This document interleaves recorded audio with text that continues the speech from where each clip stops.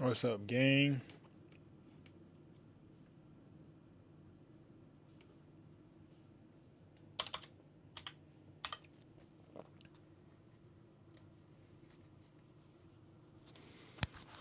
What's up, bro? Say blast. You know I'm rich and all. Can't blame this shit on me, cause I still disregard that fame and flame the bitch on 3. And I still the same nigga from the circle still ain't pink. I need purple, red, pink, red, purple. I want pink. Supposedly lead, fill up with some lead before I don't even think. Nigga feel like fill up with some lead before I even think.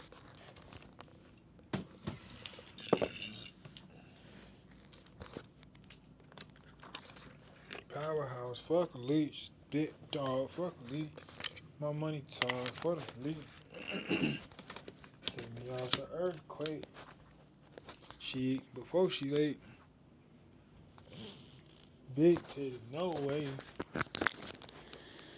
Alright, let's lock in, family. Familiar. Let's lock in. Late night, I always get lit. I always turn up. I'm always woke. I'm always up. I'm always ready to get right. Let's do it.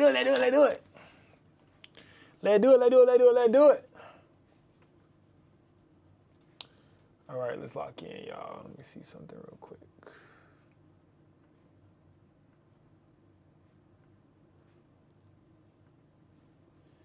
I need purple, red, pink, red, purple. I won't please, cause I still disregard this bitch and flame this shit on 3, cause I will. What's up, y'all? We live, man. We going. It's that time. We live,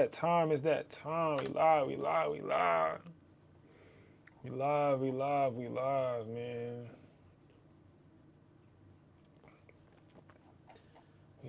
We live. Let's lock in. We about to lock in, man. I need to make sure that I got what I need done before she don't even think. So I still disregard this bitch and flame that bitch on 3. Oh no, that was a notification. I did 12 hours yesterday, or 13 hours yesterday, or today, or whatever that was. That's good. Right.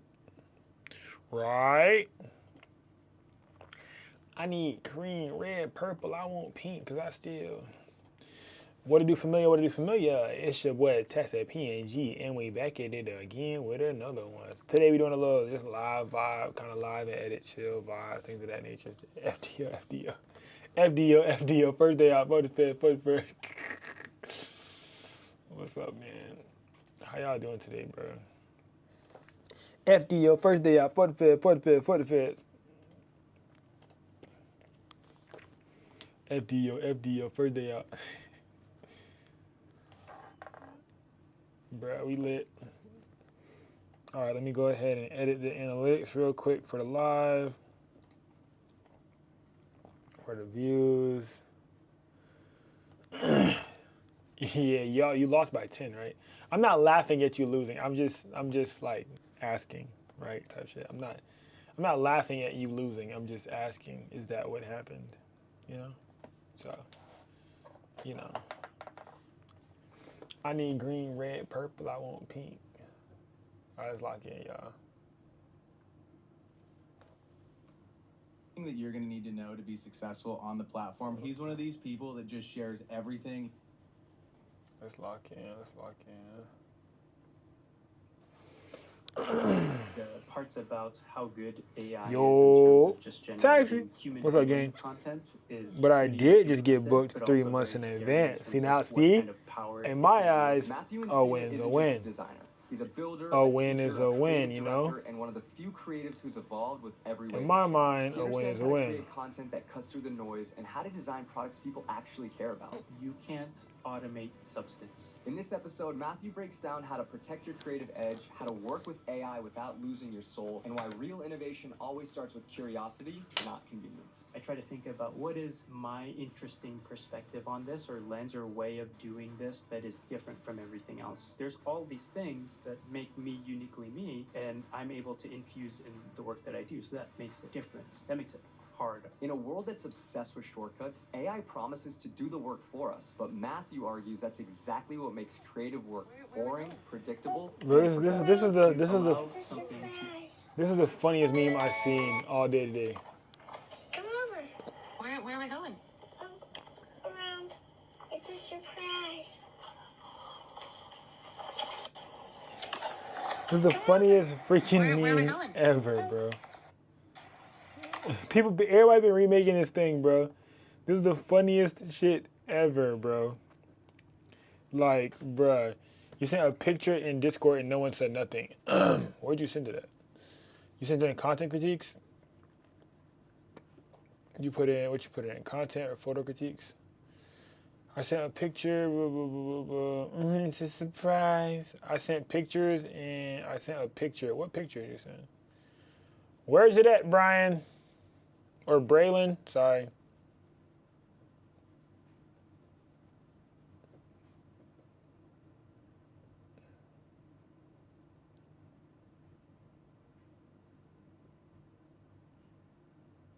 Oh, you said thoughts, bro. You gotta be detailed on what you want, fam. Read the rule. It's in the rules. So when you want to critique, say what you want to be critiqued on, and let them know what it is you want to get critiqued. You know what I'm saying? Like, so one of them was like, how's the background look on these? How's the lighting on this? How's the that on that? Like, you just said thoughts. So like, do you want real, raw, unfiltered thoughts? You gotta be more like, what do you want? I see it. I'm looking at it right now. It's like big bray bray. I see it.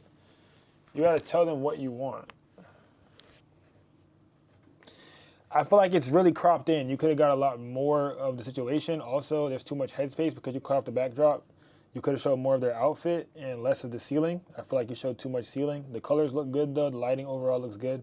But I feel like you cropped them out too much, and I feel like you could have showed a little bit more of them in their outfit rather than using the ceiling. I feel like the ceiling was unnecessary for being in that shot.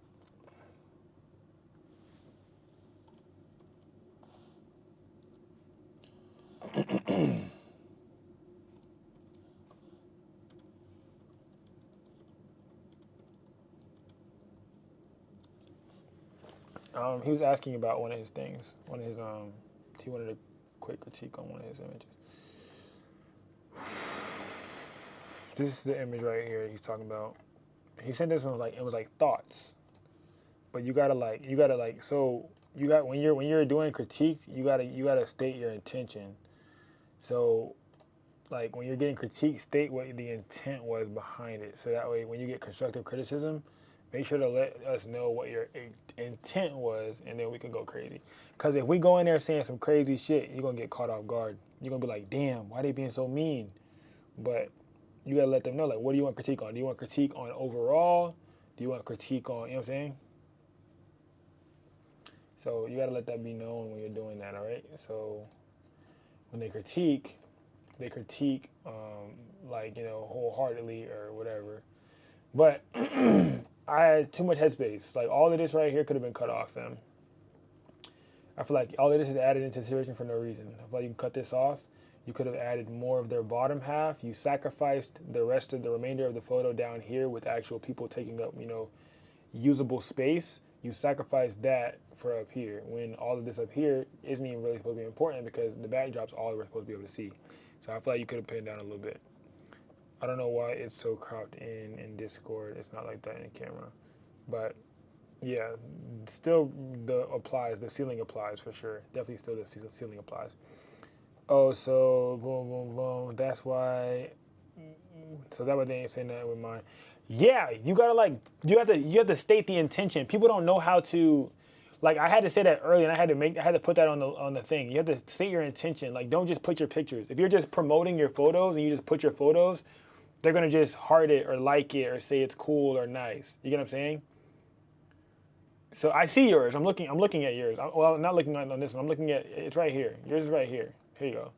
Yours right. Where the fuck is it at? Where'd it go? It's right here. There we go.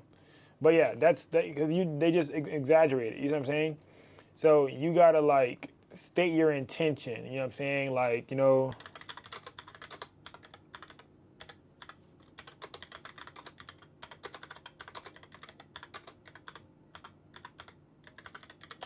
You know, state the intention and what you want critiqued.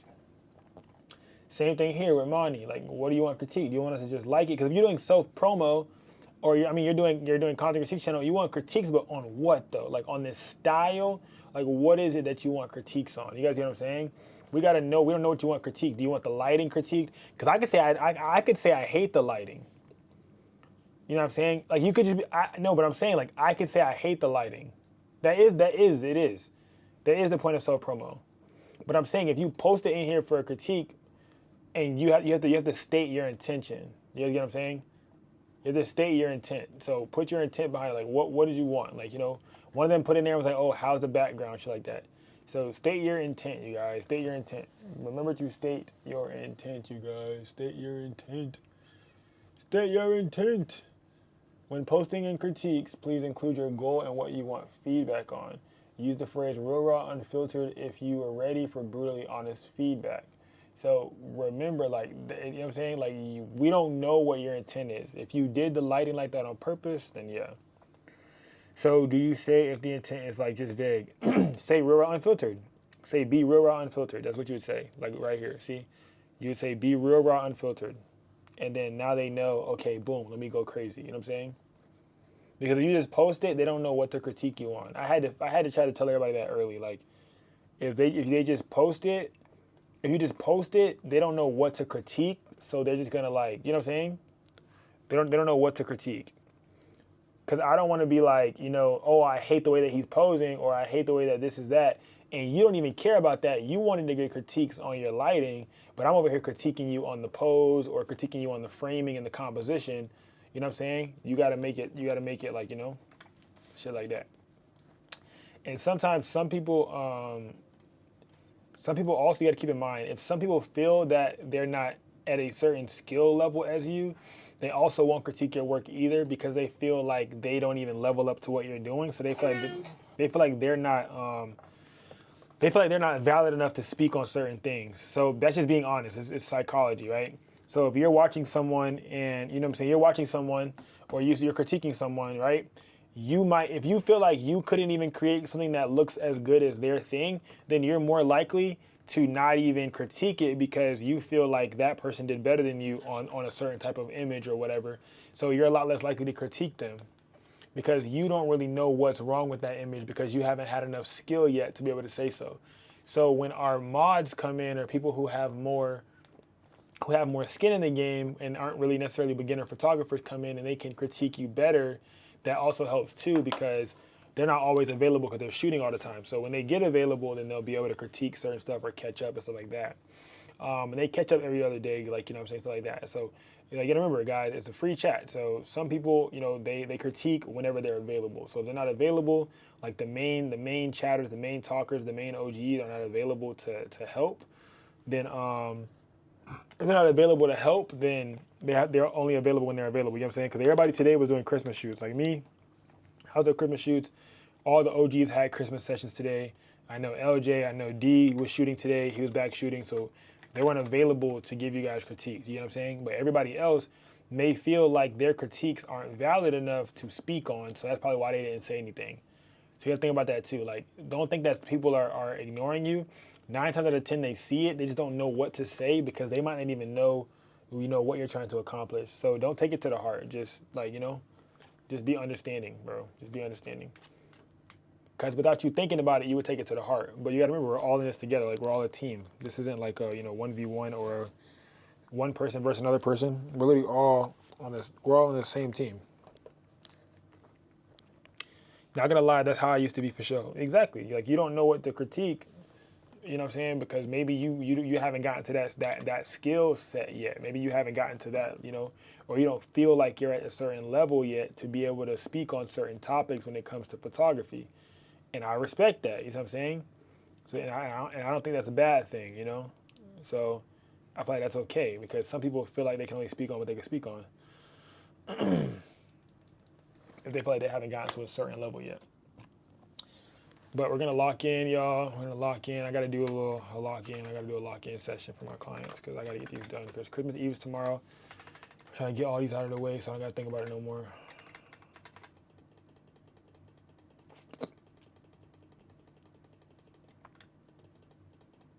I had a client trying to book me tonight, bro, and they just ghosted me, bro. It pissed me off, bro. I thought I had some money waiting on me. They just ghosted, stopped texting. I mean, I was expecting it. I was gonna go live earlier, but I was waiting for them to text back. They stopped texting, bro. I was gonna go live earlier. They stopped texting me back. Grits, bro. And I'm like, okay, I guess. They agreed to the rates, the term. They said, okay, bet, send the invoice. Like, I feel like at that point, you're really playing with my time. Like, you made me draft up a whole invoice just for you to stop, like, responding. Come on, bro. And then there's always gonna be like some type of excuse at some point about something. Like, I drafted up a whole invoice just for you to say some BS about something, bro. But we're unfiltered. That's funny because that's why I didn't critique the picture above mine, and then I did the same thing. Exactly. Because I didn't know what exactly he wanted me to critique. You gotta remember, people reply to people. People don't respond to images. So think about that when it comes to, like, you know, even when you're talking to your clients respond to other humans. So when you're talking on your story versus just posting a picture with some words on your story, they're a lot more likely to respond to you because you're a human. Humans respond to humans.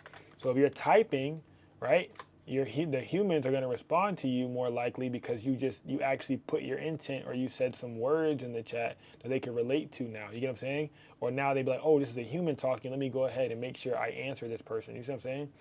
So it's psychology, bro. Because you do the same thing too, guys. So for example, you're like, how's the lighting and color on this? So I think the colors look good. I feel like it's low-key a little bit flat. I feel like you should definitely mask her and go down a little bit on that background, because I feel like the color itself, she's kind of blending in with the background. Like, her skin color is blending in with that background a bit. Bray. That's what I would say for that one. I feel like her skin color is blending in with that background. For Monty, if you're watching or not, I don't know if you're watching or not. I don't want to really put it on the screen, because if I put it on the screen, then like everybody's gonna want one. But fuck it, we bought. I need to get my client shit done, but I love doing stuff for y'all. So LOL. I would say for, let me see where they're at. I like these a lot. I feel like there's a lot of headspace. Like, I feel like if her eyes cut through that rule of thirds, I know for a fact the rule of third is right here. The line of the third is right here. If her eye would have cut through there, this would have been an amazing image. It would have been proper framing. The first lesson in PNG University is framing and is composition. So that's going to be good for you guys. I'll be able to teach you guys in depth based off of your own images, like when it comes to framing and composition. This is a good image as well. I feel like I wanted to see more of her. I think I wanted to see more of what was going on. Maybe you were shooting on like a. That's another thing too. When you guys send these in there, they add, like in the rules too. Like, what were you like you can also add what you were shooting on, guys. You know what I'm saying? That would help you as well. Like, what were you shooting on? You know, if we were shooting on a 50, I can't tell you should have gotten more of her body because you had an 85 mil. So I know for a fact you couldn't have gotten more of her body. You know what I'm saying? Like, when you add context to your critique, it makes the critique so much better. Headspace. Too much headspace, not enough body. Headspace, too much headspace, not enough body. Your headspace is off, bro. Like, are these 16 by 9s? I feel like there's so much headspace. Like, I feel like there's a curtain, yeah, but like, where's the rest of her? She has an outfit on for a reason. You get what I'm saying? Yeah, I feel like headspace. Like, I feel like there's too much headspace in every one of your images. This one's cool. It's fine because it tells a story still. I actually really like it. It tells a story. Like, where you're at, we don't even know, but it does look cool. Everything else, though, headspace.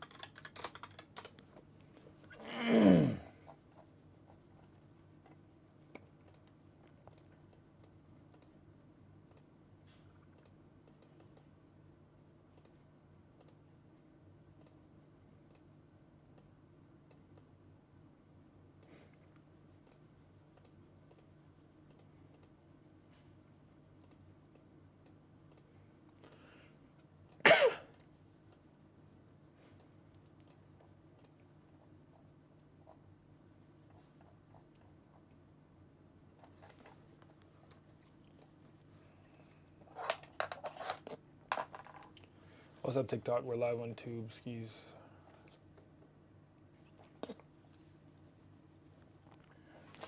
State to state to state. Silly, oh, I just got K. Before they don't even raise. Anyway. All right. We got even lighting now, y'all.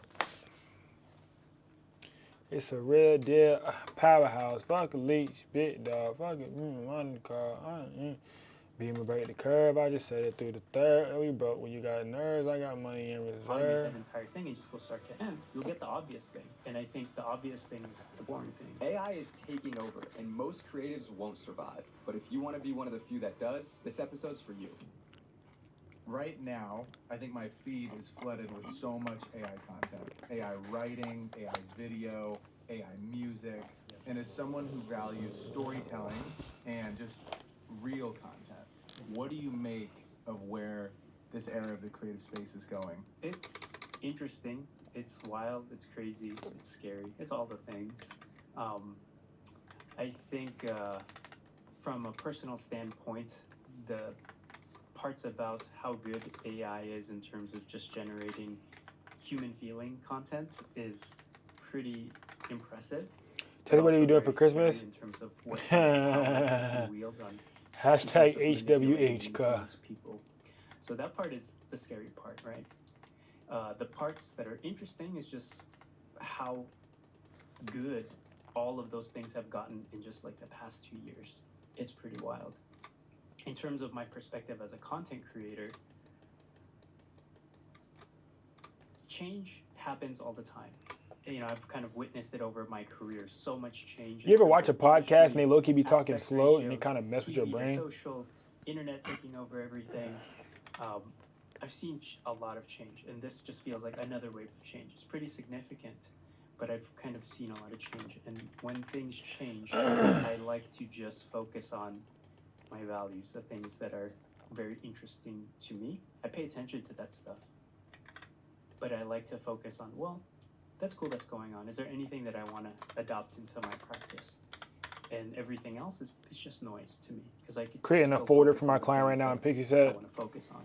Going right back So, over here. I just want to have my I folder ready for appreciate whenever I'm ready, so I can go ahead and drag and drop all my photos over there when I'm done selecting and editing these here And when I know in the people Photoshop. and I don't do too much crazy stuff when it comes to these family photos. I can Light appreciate that enhancements even here more. and there and things of that nature. Do you find that it diminishes That's pretty much it. maybe your appreciation for something if you know that AI had some sort of like if somebody used AI to help create something? Yes, right now I still have a very heavy bias against that. And I'm aware that it's a bias, right? But when I put those things aside and I just kind of evaluate it for what it is, there's some times where I'm fairly impressed. It's like, wow, that's actually pretty good. Like the rendering is very good, or how it does all of these things, especially when it comes to image making, very good. When it comes to writing, all that stuff is really impressive too, right? I use AI in my practice. But these kids did the mostly 6-7 as a writing partner. And what I'll tend to do is there's certain things that for instance, like I don't have templates for, and I'm a little lazy to do. So if I'm working on a marketing plan, I might use AI to draft an outline for me to fill in, right? Because I haven't generated that before. I've worked on plenty of marketing campaigns. I've seen a lot of briefs, and I could type that all up myself, so I know what to expect. But I could use something like AI to generate a draft, and then obviously finesse and refine that for what I actually need to use it for. But it gets me about like 80% there. So for things like that, it does help my process, and those are areas in which I use it.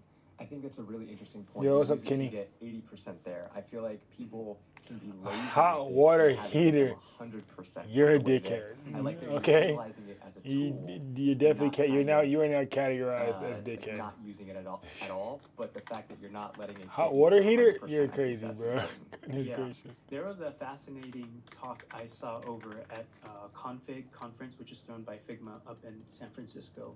And one of the speakers there was giving a talk about designing a typeface. And the big takeaway that I got from her talk was you can't automate substance. And even as a Holla, my engineer, Greek say as Bert a Blast. creative, as a maker, You have a goal and you have a start point, right? I If know you just give me went break the straight to the curve. I end, just said it it's like cool, that. you came You up with broke. the You got obvious that. ending. Money here is and there's that. not Hey, much Tati. substance there. Stay. But as Silly. you know, I working still through got the creative cake. process, it's interesting to take these weird left turns. It's interesting to hit a wall where it's like, okay, I keep going down this path, and it's a dead end, and there's actually nothing there, nothing of substance, and then you take a left turn, and then take a right turn, and then eventually you find the thing where you don't get the exact thing Oh, you expected, see. but you get something novel. You get something more interesting than you had originally set out to do. And I think all of that kind of path and wandering and following your curiosity and allowing some of these things to take place and course. Everybody's so damn ass. Don't nobody tell me. Bro, people be joining my live and don't tell me I'm muted. Like, how you join the live, watch me, and don't tell me I'm muted this whole time? And I think the obvious thing. You the only real one, bruh. Everybody else join the live and telling me I'm muted. Right now with people's, for me specifically. Bruh, they're so videographers, fake, gang. I'm live this whole time, muted as I'm hell. noticing that there Would have are never known I was muted. and they sound the exact same.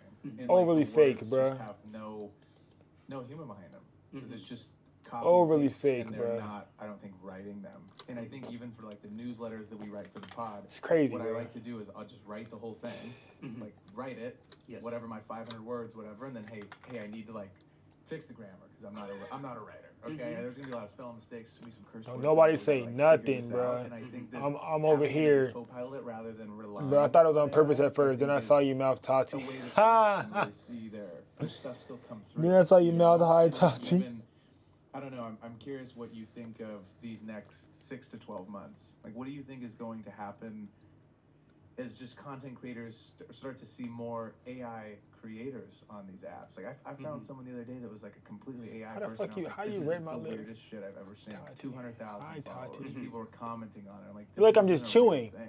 Hi, And I just Tati. am- Hi, I don't know. Tati. I feel like these next 2 to 3 years are going to advance like the last 10 have. See, the Because of tongue how is quickly hello, things are Tati. now readily This is hi, available and how fast Tati. you It's can just get hi, information on stuff. Tati. I mean, these are my perspective. Say and that, my get that bias. I bad. don't know how it's gonna affect. You want? I the want a market guinea population. pig, I hopefully girl. If you everybody's don't finish pretty savvy to basketball this stuff and you can tell the stop difference playing with them between damn animals, real and fake. I mean, things have always been manipulated. Things have always Bruh. been animals, like, bro. Taking skewed. care of It's animals. Like, hey, look at this perspective through this lens, right? That's That's always been that that's way. for the Just that's the not for the tools are a weak, little bro. bit more sophisticated Don't be now. weak.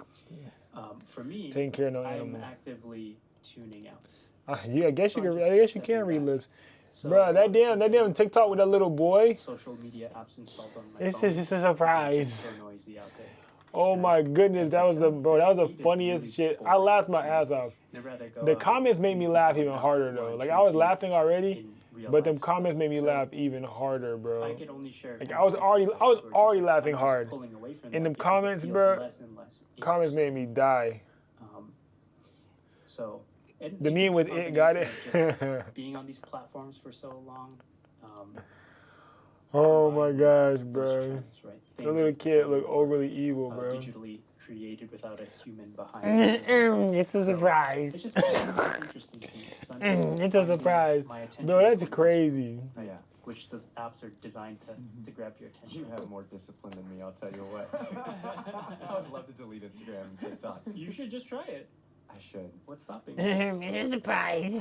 He sounded like he looked like one of them little Gorgons from one of them little shows that we be watching. Stay inspired or stay consistent. One of them little with shows we be social, watching. If that makes sense. Mm-hmm. I would love Stay to try maybe blast. not having it on my phone. I've tried it before, but How long did you last? like I with got the iPad? iPad. You finna start Like, saying, it's a surprise? turn off my phone, It's a I'm holding it close surprise. via my It's a iPad, so surprise. I'm out. You gotta like And tweak then I out know when you do it. comes to, like, stories, it was You gotta, like, too much time with it's a it, surprise. From my phone to my iPad. I was thinking about Say it too much. blast. But I've just been It's a trying to, like, surprise. stay off it for the first 30 minutes. After Bro, I wake up, that little like kid was but overly dirty. He probably had dirt in his mouth and all. Like he definitely had dirt in his mouth, bro. But I will say, 1000% he had dirt in his mouth. There was dirt in his mouth for ramped sure. up my making of content. There's definitely dirt in his mouth. And I find that when I'm in a season of not creating as much, I'm consuming a lot more, and you start to feel like shit, honestly, because you're Definitely like want it. watching other people create. Say and if you're blast. just consuming. Why I You love feel my the glitch. urge I to said create, but you're not disregard doing this it for fame the and playing this shit consumer on money. 3 because You're I'm creating, still and that's not a great the feeling. same. Yeah, for From the me, circle still I've ain't just pink. come to I the need point I need where pink, I red, only purple. I like want pink. I say look, because I also get inspired. I from, will people disregard I and thing follow, and playing the things I bitch on see 3. on there. I said, But I only go when I am actually seeking inspiration. pink, red, purple. I want Right. pink. So for the most part, I'm not. I'm just busy making or living life or doing something. Right. Girl, I But can't wait till the you get your moment I car. have a project, for instance. We gonna do a if I'm fire working on an fire expanding shoot. project or Overly designing a new tough. product, that's where it's like, Say okay, turn it on. blast. The reason why is because I have questions on my mind and I'm seeking answers. So it's more intentional, right? I got this from the book Limitless from Jim Quick, and he said, "Have you ever read a book cover to cover and then you realize that you retain zero of it? You could, Yeah, all the time. right? And so what was the point? It's Yeah. because you didn't have a question in your mind. You Disregard weren't that seeking fame answers flame when you shit were on reading me. it. So therefore, Oh, when that's a you're good not one, reading bro. If you do something and you're bro, if you do something and you're not seeking answers when doing it, like if you try to if you want some information or something, or you're doing something and you're not seeking answers, you won't retain any of the information from the thing that you're learning. That's a good one right there. You won't retain any information from the thing that you're doing if you're not actually seeking answers. Meaning, if you're not willing to learn, you won't learn anything. If you're not open to learning or wanting to learn, you won't learn. You could read a book cover to cover and retain zero information because you're not even seeking or willing to learn. You're not even looking for the information. Definitely for the birds. Not having a car, definitely for the birds, I ain't gonna lie. Definitely. I hate you not having a car either. Because me not being able to see you is crazy. Not being able to see my Tati bear? Not being able to see Tati bear is crazy. Not being able to see Tati bear?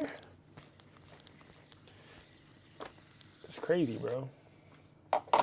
Disregard this thing and flame this bitch on 3 and I will. From that purple still ain't pink. I need But purple. I need it's pink, like, red, before purple. you read I this want next pink. chapter, I want you to recall what you just read and then think about what you want to learn next when you read these next few pages. I was like, oh wow, that's pretty fascinating. Hating So it's that. like if you ever Hating pick up a that. book, you don't need to read it cover to cover. Overly It's hating. like, okay, you're reading a how-to book, but what are you actually trying to learn? Think about those questions in your mind and then pick up the book. Let's see if this works. And then go out in the world and seek information. So that's when I tend to turn I need things on, pink, is red, when purple. I I have very want. clear I still. curiosities and questions in my I ain't mind, hating. because I can grab ingredients and then bring them to the kitchen. But are you though? Otherwise, it's like I'm just hoarding stuff. But are and you it's though? going nowhere. Man, that is so interesting. You're more I need purple, intentional I need- about how you're getting your inspiration. Yeah. I like that. Where are you consuming when you do go to social? Or do you not? I know I saw something where you showed a bunch of books or like coffee table books that you like to get inspo from. So I'm curious, what are these different things that you feel like you pull from the most when you're searching for inspiration? Nope. I usually It's a happens surprise. in 2 tiers, usually maybe more. Where if let's say if I'm designing a keyboard, Have you been learning? Have you been learning Because editing look, on the other computer? keyboards that are out there. I don't think you listened to any of the homework I gave you. I can see the patterns here and what everybody's doing. Where can I look that are places that people aren't doing things? Let me look in this area. Let me look into hi-fi audio. Let me look into classic car design. Let me look into other tech, right? So now I'm looking at a I got tier of too bucket much homework. in parallel industries or Yeah. things that are kind of related, and now am I looking You gotta do at, that. well, You gotta how find do a they car. design a You bumper gotta here? Or what material update your finishes thumbnail are that you've they never using inside updated. this car. And then I could What start I looking reminded at you. those things and then bringing that into the fold. So those are usually the more interesting places. Like I like looking at the first tier because I see what's already been done, and I can see it's okay. Here's the rules. Here's some of the things I have to kind of work with. But then, what is the novel thing? What is the interesting thing that I can grab and bring into that will be my X factor, like the interesting ingredient. Would you say that's where substance comes from? I don't know.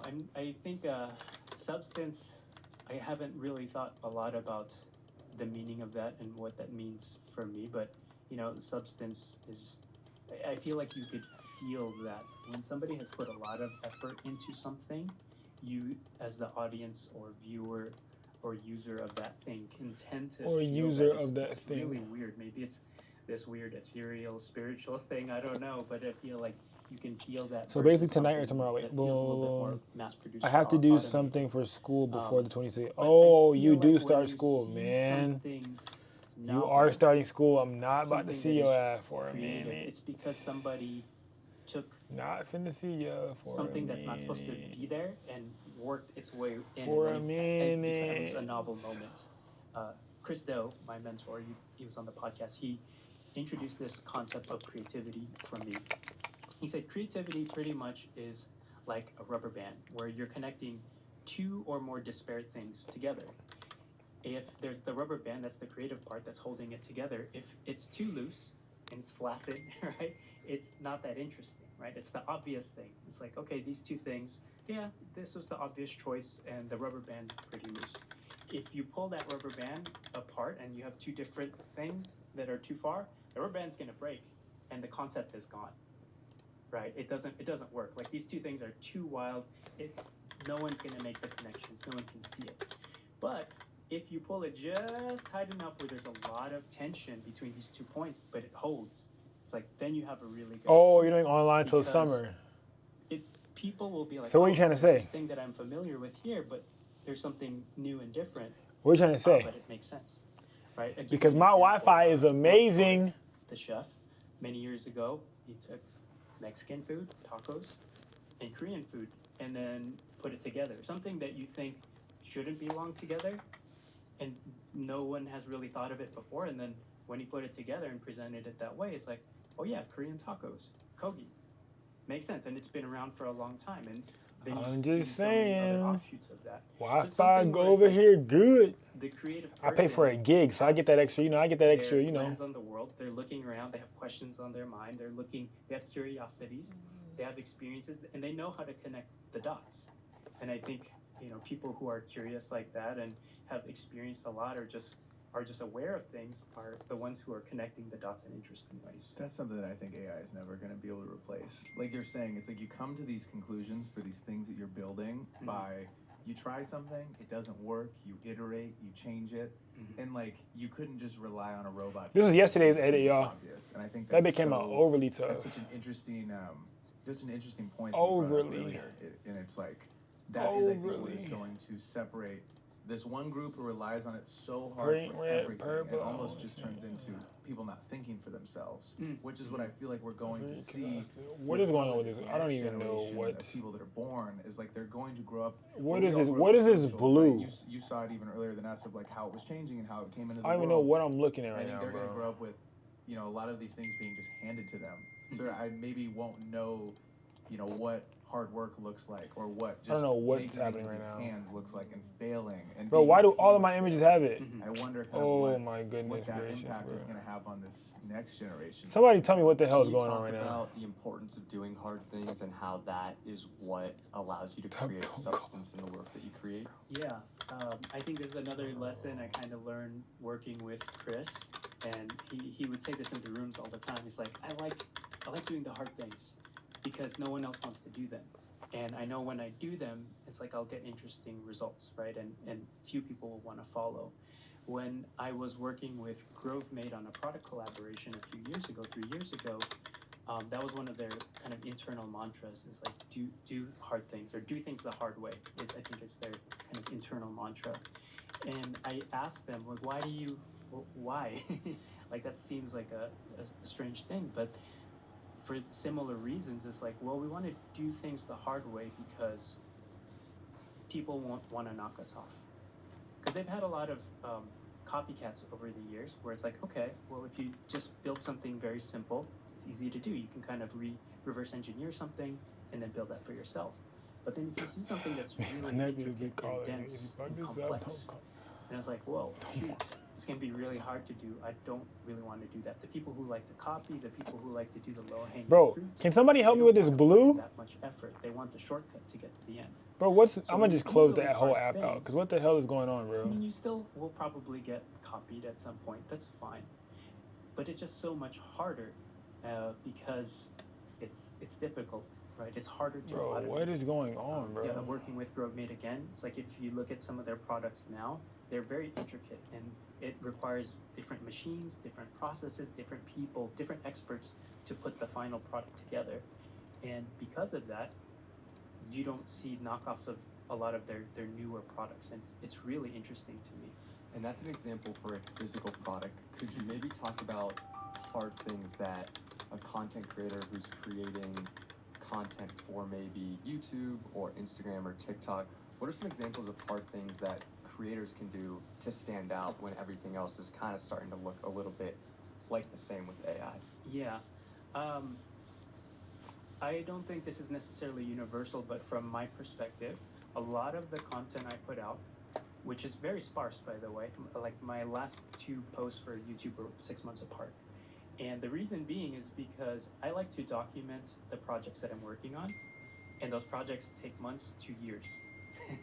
So that's one way of making it hard, where it's like the thing I'm doing is actually taking a long time, and I'm showing that process step by step and kind of packaging it in a way that becomes interesting and engaging content for somebody at the end. So that is one way to do it. I don't know if that's like the only answer to that, but you know, something that actually takes a lot of effort. It's you have to go through that time for it to happen. How have you kind of like trained your brain to be okay with doing hard things? Because I feel like it is a muscle. Like you start out with doing things that aren't wicked difficult, and you almost kind of build up this callus to being able to know that like I've been here before, I've been in this familiar place, like this kind of sucks at this moment, but I know that on the other side of this is maybe like a massive breakthrough. Like do you partake in any fitness stuff that you've done where you're like, oh man, like this, you know, maybe you had like a marathon or something like that you're training for? I'm just kind of curious how, you know, people can build that sort of callus up. Yeah, that's a two-part question, right? For me, I think going back to what I was saying earlier, I will get bored of my own work, right? So if I'll make something, I was like, cool, I came up with it in an hour, and I look at it, it's like it might feel really good and look really nice for what it is now, and that's fine. But the moment I hold it up and compare it to everything else out there, it's like, it looks exactly like the rest of them. That's boring, that's uninteresting to me. What else am I gonna do to it? And then I just kind of keep iterating that way. And that's not to say that I won't take advantage of, you know, tried and true storytelling or ways of framing a shot. Like I still use all of those things, but I try to think about what is my interesting perspective on this, or lens, or way of doing this that is different from everything else out there. So some of those things relate to the projects that I'm working on, because I know very few people who are making content, have this background in design, are creating physical products. It's like there's all these things that make me uniquely me, and I'm able to infuse in the work that I do. So that makes it different. That makes it hard, I think. To go to the other part of your question, I've done a lot of physical things over the years. Like I've been rock climbing for a really long time. Became a gym rat for many, many years. And ever since 1999, I've been breaking.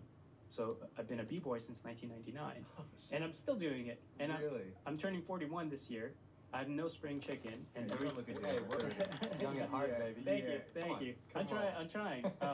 But you know, I still practice for different reasons. It was competitive before when I was growing up. I was entering a lot of competitions around the world and stuff. Awesome. That is so sick. Yeah, and it's a hard thing because like you're training, you're learning new moves, and then there's the discipline of practicing and actually making those movements better and then presentable for competition, right? Nah, I was trying to These figure out what days, the hell we was don't going on care with this about blue, competition. with It's just this creative damn. expression. So It's another gone now. outlet I think it was a for me. glitch. But Everything I'm was still blue. doing All a my lot of pictures were things that blue. are hard They're and gone now useful. though, but So all my even though I've pictures been were blue in this before. lane for a long time, They're gone breaking now for so though. many years, now I'm actually taking dance classes like for house dance and hip hop and other things that are, I feel so stupid when I'm there, like some of those first early classes. It's like, ooh, this feels very unnatural for me.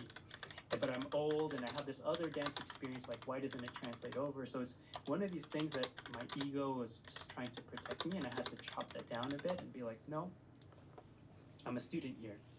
All these other younger kids are like young 20s, some of them are still like late teenagers. Like, man, they're so good. I'll get hit with some dance competition content. It's actually a niche that I love to consume. And there's like 5-6-year-old kids just going off. I'm curious though, if you're not competing, you hitting the club, where are you breaking? No, there's practice spots. There's session spots. So I mean, there's a lot. Luckily, here in LA, the dance community is very big, right?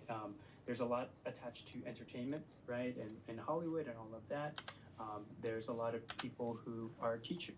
It's like the dance community has matured a lot. So there's a lot of opportunities for folks to learn, to practice and session at. To compete, and so that whole industry has blossomed over the past few decades, and luckily there's still a big community around it. So for me, even being in my 40s now, I pretty much every day of the week there's a practice spot somewhere in LA. That's awesome. Yeah. Wow. Really allows you to get involved with the community. Yeah. Yeah. Is there anything from breaking and dancing that you've been able to take inspiration from and bring into the physical products that you're making? Physical products, I'm not sure I have a connection there, but at least just in my design process and making content, I think one of the biggest things connecting that is music and audio and tempo and cadence, right? So with dance, right, if you just do everything. Any advice on tempo, starting pretty or boring, building right? a But if you photography take that brand? same chord count, it's like, I'm live on YouTube. I'll send you a link. right, and then so I it's don't the want. same I'm not beat, asking but for how money, you bro. play with the I tempo just, there it's is better interesting, right? So for me to take give you the that into information. content So for there's a sure. there's a So I group think chat about, okay, with a what whole is bunch the, of photographers, the primary videographers, beats here, creatives, or and the brand primary owners. movements. It's And when I say free, beats, it's not and you can necessarily join that group following to chat. the music. It's just more of like, I can what is send you the cadence link of these on shots? on Expected, YouTube, or and you then can go to the link in my divergent, right? bio. Like something different. We're texting in there right now. I'm live right now, but they're also texting Maybe in there right some now. So you can staccato. ask Like, how do advice, those things questions, all stuff play like that, together and to so that them, there's a and they can help you fun, also. composition I just don't have of shots, too much energy to that kind to of, if like you look at it, try you to just talk look right at now, the points, it kind of looks because I'm like editing an Christmas interesting photos beat for or my something clients, that's trying to get them dancing done in by interesting Christmas ways Eve, that so they just have the create photos, contrast. just in case they have any Nice. revisions or Do you anything. worry at all But you could about, definitely ask questions over future there, generations, and I'll type it in how there too and stuff. you've been exposed to dancing and you're consuming art in the real world, you're holding these books. I feel like the future generations, everything's behind the screen. And so do you worry about that they're not getting maybe this like real world experience to be able to bring into their art and like to be creative in that way? And like if you were to be able to talk to a younger person who wants to go down a creative route, create products like yourself, what advice would you have for them? Yeah, I mean, just get out in the real world. I think Okay, thanks. I You're think welcome. it's You're definitely natural to welcome. have But I those feel like that's going to fears. help you a It's lot okay. more than like Everybody's any on the words I can screen, say right and I now, see it, right? because But you'll look at still the have generations proof of it. before Like us, you'll be that's able to how go back and read and those look at parents it felt again, about reread things. it, Like take my notes parents, down, stuff my like dad that. especially is like, why are you But if spending I so just much tell time on you TV? random stuff right now, it's gonna Right, catch but you think off about guard, the MTV generation. or it It's might like be same thing. overbearing and All stuff. we're doing is consuming music videos on MTV, right? It's a different screen now, different era, different content, but it's still kind of the same worry, right? And I feel like there's always going to be those things where it's like everything is grabbing your attention over here, and maybe the masses will follow over there, but the people who are more interesting, not boring, not Just join the Discord homogenized, in the link in bio. Okay, bet. they will wander. Just naturally, because introduce that's yourself in the what's general stored for chat. them. Just I'm introduce yourself. sure Be I'm like, not hey, the only one, I'm right? I'm sure there's plenty of folks like I'm me who iconic. will see I do this, and they're this, like, that. "This I'm is from boring." blank. And So just do naturally, that, and their then mind's they'll just gonna start. wander elsewhere. They'll Where start. they find it, We'll you know, greet you I'm and stuff. sure it's going to be real life and everywhere else. So I'm not worried about it. I'm trying to get these clients I out just of the think it way, will bro. naturally I'm happen like, because it's my always brain happened, hurting right I now. think. How does your design process differ from your video process? Because I feel like it's rare for people to be like great at design. All right, let me really lock good at in, video bro. too. I'm envious of that. You kind of can do multiple It's mediums. really frustrating. Yeah, it's super frustrating. We are talking about that earlier. Like you can do multiple things really well in the creative space. So kind of how do these processes differ? You know? They're all very similar. There's a quote from a designer. His name is Massimo Vignelli, and he said, Great name. "Yeah, and hopefully I'm pronouncing it correctly, and I might be butchering this quote, but idea is that if you can design one thing, you can design anything." No, we're not. If you can dodge a bullet, you can dodge a ball. That's right. Exactly. Exactly. Yeah. And that's something that I really resonated with, meaning that design really is just like you have a goal that you set out, you have some challenges in your way and some constraints to work within. Whatever you're making, it's exactly the same thing. If you're working on a video project, you have a goal, something you want to communicate. You have some constraints. It's like, well, there's a time and budget or place we need to shoot at. And everything, as long as it's serving that goal, you'll get there, right? You will take the steps needed to get to that point. If you're designing a product, same things. Like, what is the goal of the product? What are the challenges in the way, and what are the constraints to work within?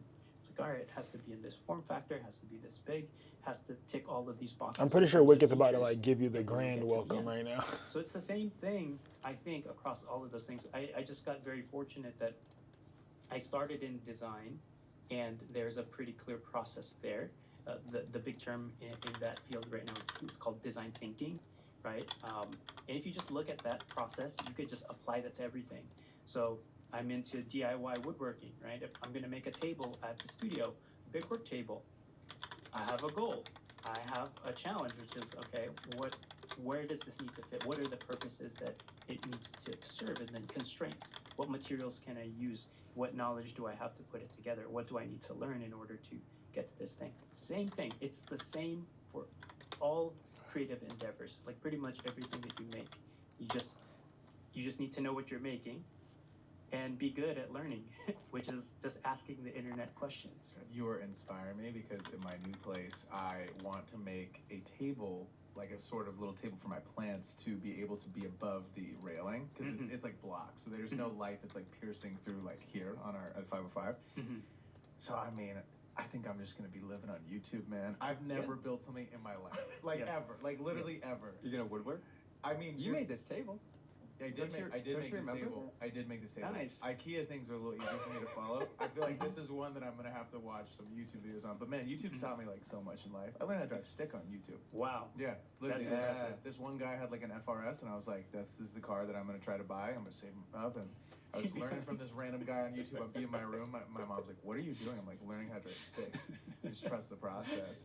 Okay, wait. How can I make this damn table? What do I need to do? Is it like how hard is this gonna be for me? It's not, the hardest thing is just the objections in your mind, right? Just the stuff that you're telling yourself you can't do. Yeah. It's all mindset. Yeah, You can 'cause build a I table. can build a damn table. Yeah. Come on. I mean, it could be so simple, right? Like, Just like some 2x4. yeah, you could just get a 2x4. You can get some cinder blocks to prop it up and then just put it on there and you're done, Man, now Right. you're talking. right? Simple. I like the way you How would think. Matthew and Cenas though? Yeah, how would you think about designing a little table? Because that's boring. That's what everybody's doing. You know, The cinder blocks, I see them all the time. we gotta zag when they're zigging. That's right. Yeah. How do I zag? You can start there. Start with the easy thing. No, I mean, I would just sketch up stuff, you know. I think about, like, what is the You lost context? it. You lost Bro, it. see, this isn't fair. No, You can't draw, My man. sketching is not great, you know. That's Yes, it bullshit, is. because I I've saw seen your it. shit. It's so perfect. I can't draw those lines like Oh, that, man. I see God. you just start going. I'm like, dude, this is ridiculous. But yeah, maybe you just start with the drawing. Okay, I'll start with Yeah. a little drawing. It'll be stick. Yeah, Some yeah. stick figures. Yeah, yeah. I mean, I think the first thing is just starting, because once you make one thing, then you realize, oh, that wasn't so bad, and you'll make something a little bit harder. Like, well, what can I do? Like, I'm gonna learn how to use a different type of fastener to put this together. Like, maybe the first one there's no glue or no screws. Maybe the next one is like, okay, let me build some legs for this and figure out how I'm gonna screw this together. So there's plenty of just basic woodworking stuff that you can find, or just fun DIY projects that other people have done on YouTube. That's a great place to learn. And then the next level after that, I think, is just studying things around you, right? So like once you have some basic knowledge of how things are put together, then you have the knowledge to be able to start to reverse engineer other things. So you could look at a bookshelf that you have over there and you see like, oh, how is that fastened? Well, you have a steel wireframe cage that's holding up each of the parts, and then you have all these fasteners that are screwing into this composite wood that are making up the shelves. It's like, okay, now I know how somebody else might build it, and you could start thinking about how would I build that same thing. So reverse engineering and just being curious about stuff, I think, will really help you get more comfortable and confident, because I learned from scratch from YouTube University and then just trying a bunch of stuff. But now that I've learned some stuff, now I'm always like, I'm at a coffee shop, I'm looking at the tables like, They're like, wait, hey man, what do you want to order?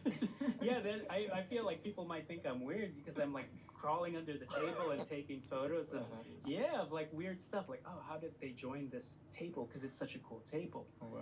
And then I'm literally under a table at the coffee shop taking a photo, and they might think I'm crazy, but it's okay because I'm just collecting ingredients for things to use later.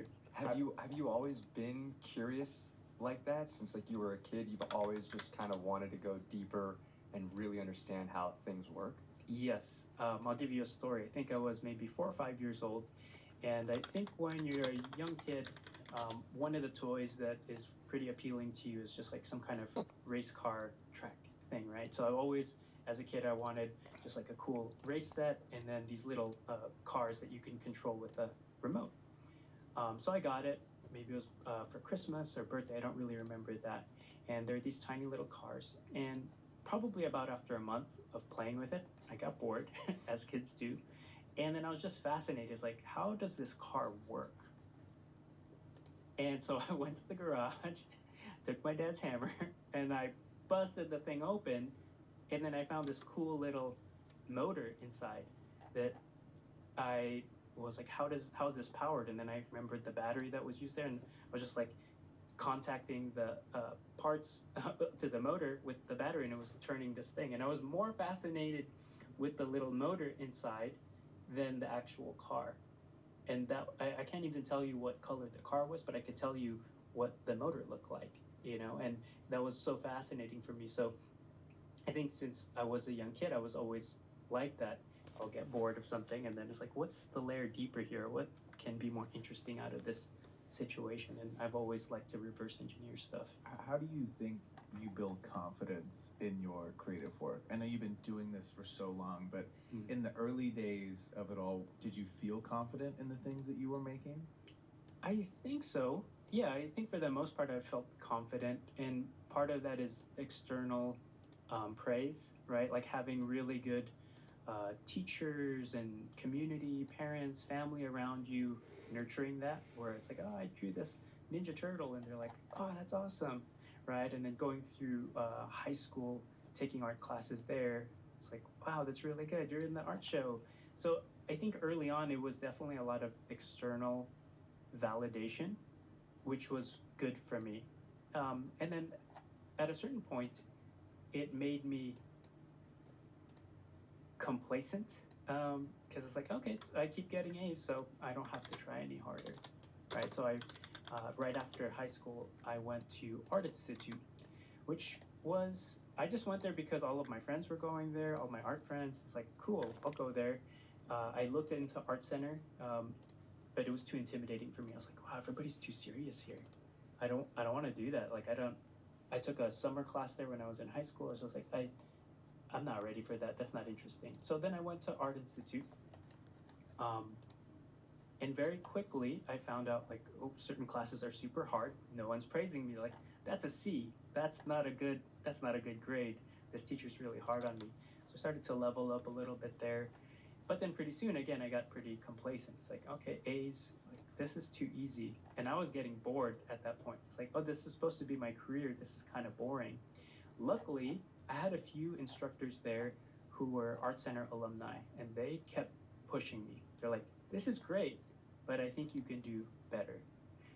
I think you're too good to be here. Even though you're in my class, I think you should be trying to go over there. You should go to Art Center. So they were pushing me. So probably about a year into me being at Art Institute, I just felt that complacency.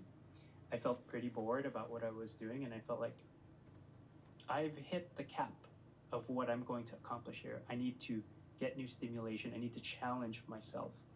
And then I started working on my portfolio, finished over there, and then I ended up applying to Art Center, getting a scholarship, and then continued there. And then that's where I was like heads down focused. That was where I was surrounded by a lot of really smart, hardworking folks. That's where I met Chris Do. He was my teacher in 2006, and he pushed me a lot. And there was just a lot of good triggers where I'd had the blessing of really good mentors, good community that's just supportive. And then at a certain point, it became a little bit more self-initiated, where I just got bored of everything. And it's like, I know a little bit better, now I know why, right? Now that I understand how things work, now I understand how to use the tools, what actually do I want to do with those things? And that's when those things started turning for me and started galvanizing and became a lot more internal. It's like, ooh, now I feel like I have better taste. I feel like I know I could go off on my own and start to do things if somebody gave me a task to do, or if I have some kind of self-motivated thing that I want to build. And those just kept building up over the years. But it was a challenge, just to kind of go back to one point, all the external validation, it's good for a while, and then after a while, I had to... Sorry, y'all, I didn't even read y'all texts. I'm sorry. The thing that was driving me. Taxi, is most of your work through your followers, or do you have relationships with vendors, planners, etc.? Wait, are you talking about weddings? Teachers or mentors? Yeah, from anybody, right? So that's a person. What do you mean by work? You mean by weddings or like general work? You're talking about general work, it's word of mouth. It makes me a good student in school, but outside of that, it's like, well, then I just become a people pleaser. It's good for client work to a degree, but that could also let them walk all over you. So it's just something that I recognized at a certain point in my life, and I started to work on. It's like, So I'm just not seeing your message, bro. They're saying, yes, please, or however you want it. Jump how high. Oh, my weddings? All those things, and then weddings kind of are all of them have been like purely relationships. What do I actually want? Majority of them have been like what do I want through all those voices in people who attend the wedding. Like I leave such a really good impression on everybody. Like I look at weddings as like my time to like act out, my time to like, hold down the fort, you know what I'm saying? So I talk to everyone. I get on the mic, I announce, I do all types of shit. So I do shit that's gonna make you remember me. So that's kind of my best way of marketing at weddings. So I don't really have to market my weddings. Cause I'm like, bro, my 2026 is almost booked out for weddings, bro. They're saying how child prodigy. But I feel like I treat each wedding like a job interview. They always used to praise their So I'm like doing my best. I'm talking out loud. I'm posing people. I'm doing everything. People can be like, oh my God, I need him at my wedding. Or oh my homegirl, oh my friend, oh my this. And I always pass out cards. At the end of the wedding, when everybody's drunk, I'm passing out cards, bro. Getting them to keep it. You know what I'm saying? Put that in your purse real quick. They're astronomically better than and everybody nice and lit, I'm passing out cards. Teach this person. Like, they're at like the level of an adult. Yeah. And by the time they're 18 or 20, but majority of it is word of mouth. Their skill level, they usually don't push forward and like kind of. Yeah, a lot of it. Majority of it is word of mouth, bro. Like some of them have come from. Some of them have come from vendors. Some of them have come from like DJs. Cause I make relationships with the DJs and stuff, or other like party booths. But I give my card out to everybody. I don't care if you're a vendor as well. I give my card out to everybody. You know what I'm saying? I give my card out. I've gotten booked by the venue before. Like I left a good impression on the venue, and they ended up getting me a wedding booked. So. I get close with the venues. I get close with the DJs. I just, bro, I lock in with everybody, bro, for real. For being real. Like, I look at a wedding as like, yo, this is my time to really shine. Like, this is my time to lock in, for real, you know? That's what I'll be doing. Because all the big studios, like Chris's studio, Blind, like, they didn't want to do them. It was small fry for them because they were doing such big jobs. So they were actually tossing it to us, different companies, because we were college students, but we're the only ones that want to take this stuff on. So even in college or just shortly after college, I did work for Nissan, I did work for Lincoln Park, I did work for PlayStation, and this is all in school or right after, and it's like, this is crazy. And definitely like big ego inflating moments there. It made me feel really good. And then the 2008 housing market crashed. All the money tightened up. No one was spending money on advertising, and all the big studios, they're like even having a lot of my clients, honestly, like a lot of my wedding clients that I ask like, oh, how'd you find out about me? None of them usually ever say I've been following you. Like none of them usually ever say that. Right. And we have Like no usually they be control over like, this oh, stuff. I found you from And we this haven't person done or our I found you from that due person. diligence to I haven't build had a up, client yet say like, oh, you know, oh, I follow you on reputation, Instagram or build up, oh, or, you know what I'm connections. We saying? have nothing. Like the only time I've ever had it happen was like All that was when handed a to us. makeup artist Now recommended me to And then them. for the next That's the only many, many time. Other than years, that, like just none of trying my to wedding piece that clients back have together been like, and oh, I follow you on figure Instagram. it They out. either And, found me on you know, throughout Google the years, or a found lot me of things from have changed. somebody. I used to work a lot So, in I don't TV know. advertising. You know, it's all on The power social of now, making and personal watching connections, the bro. internet change I'm telling y'all, bro, everything, and word of social mouth, media bro, apps change everything. Watching that shit's all of those unmatched, phases bro. and Like trends get come good and at go. talking, get It's good like, at wow, the speaking. It's nature of the work unmatched, bro. has changed a lot. So That if shit I is just stayed unmatched, stagnant bro. and exactly the same and did not process and push through those different It's thresholds, overly I unmatched, bro. would be left way behind and probably not doing what I'm doing now. But instead, I've just understood those are things that come with life, that comes with whatever career you choose to do, and you have to ride the waves, right? You gotta surf the waves every time they come and go. Sometimes they're great, and sometimes it's kind of dead out there, and you gotta find a better place to surf. I would argue that had the housing market not crashed and you stopped getting those calls, you probably wouldn't be as far along in your career, because I feel like we often need moments like that that humble us and make us realize certain things and kind of put your back up against the wall and force you to figure things out and What's up, actually gang? level up, as opposed to I'm getting handed all this stuff, I can kind of just like coast at this level for forever, Mm-hmm. in a sense. Yeah, absolutely. I think what's the saying? Is it treacherous? What's up? If you're a photographer, videographer, Discord, have a Discord link in the bio, bro. Discord link in the bio. Make sure you should look it up first.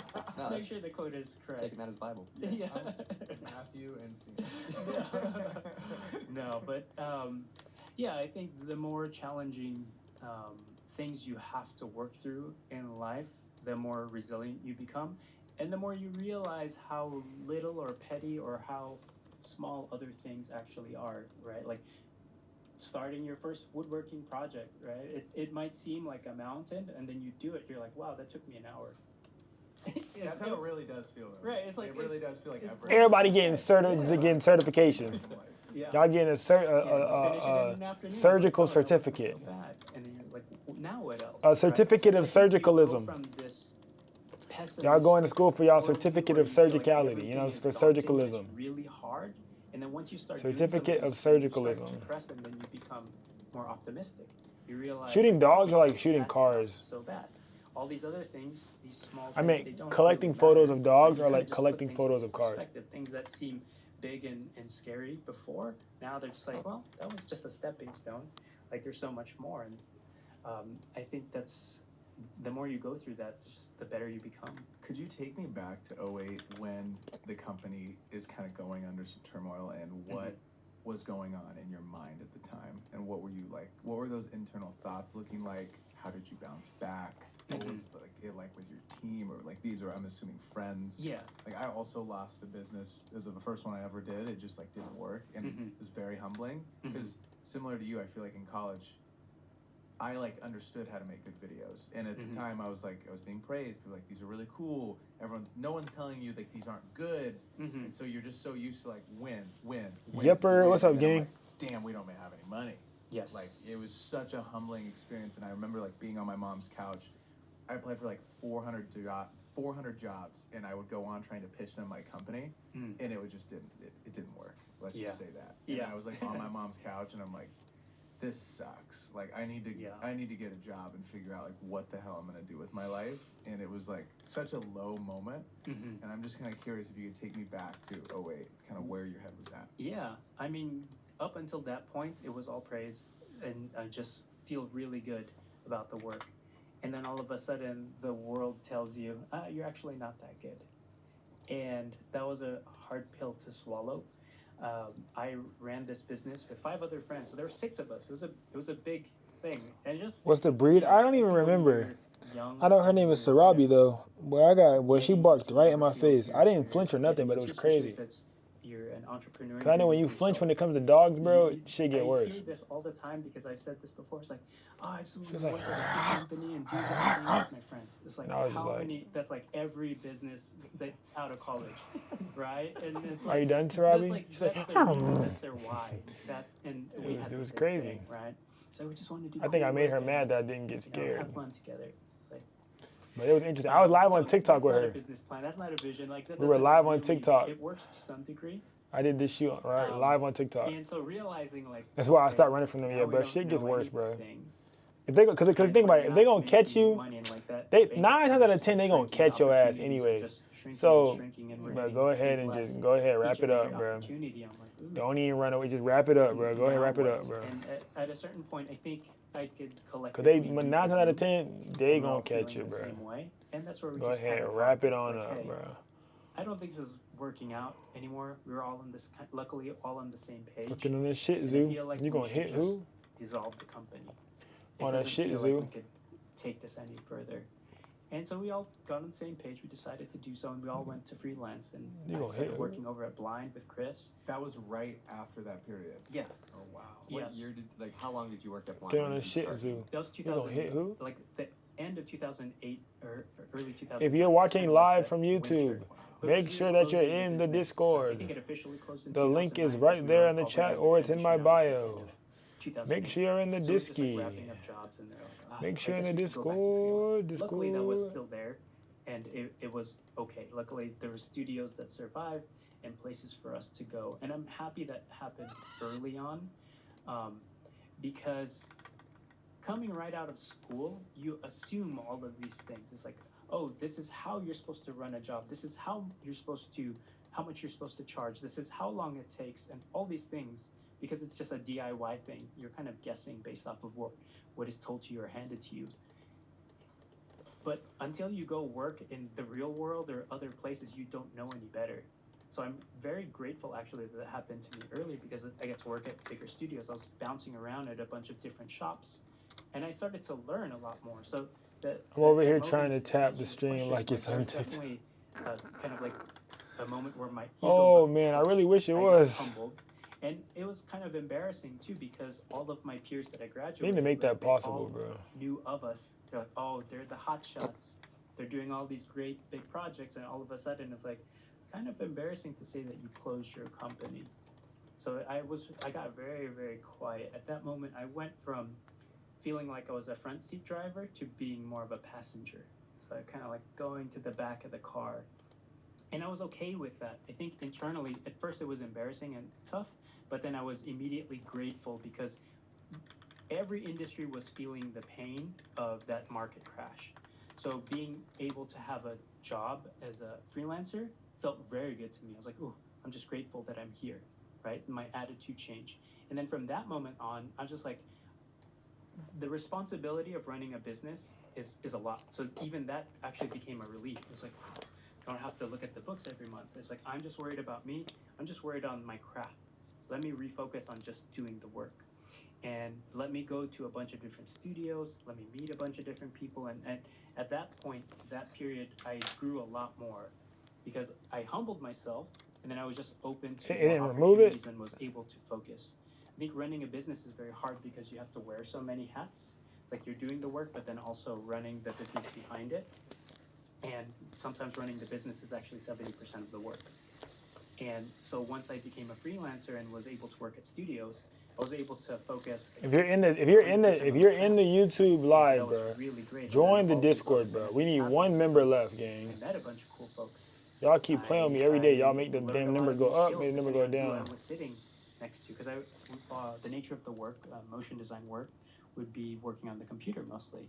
So it's a little bit of like musical chairs. It's like, okay, I'm showing up at this shop at this week, and who am I sitting next to? It's like, well, this person is some crazy Houdini artist that does particle visual effects, and this person's really good at compositing. And then I get to lean over and then just say, like, hey, what are you working on? It's like, oh, how'd you do that? My curiosity kicks in. I'm reverse engineering what they're doing.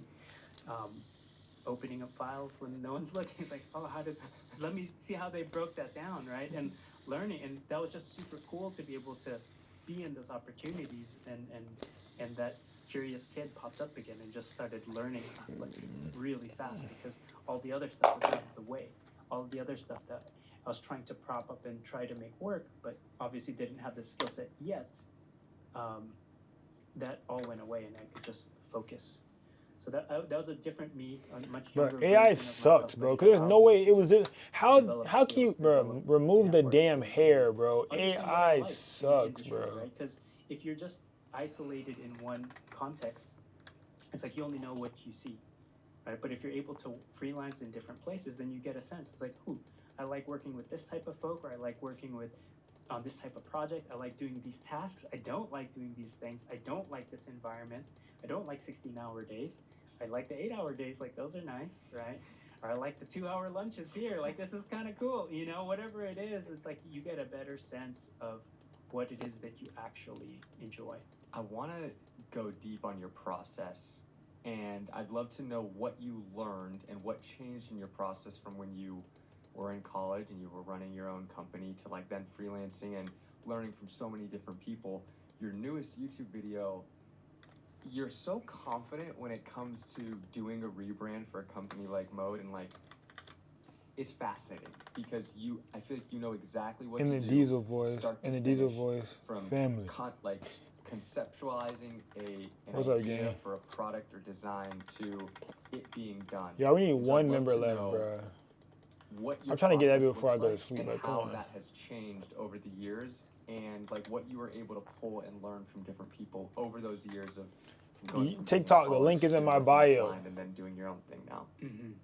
The link is in my bio, There's a bro. lot of little things. If you're a photographer or videographer and you're and looking for a community that could actually help you get better with your life, of our conversation all right? so far, it's just Join, like the more you join. do It's it, free, the more gang. aware you are of things, the shorter things become, because you kind of understand more shorthand, like how to do something, where the very first time you're doing it, you're going to fumble and fail, and it's going to be very hard, and it's going to take you a long time. After I finish these, I'm going to take my sleep. But by your 100th iteration of doing the same thing, you're fast. Like, you don't have to think about it. You just do it, right?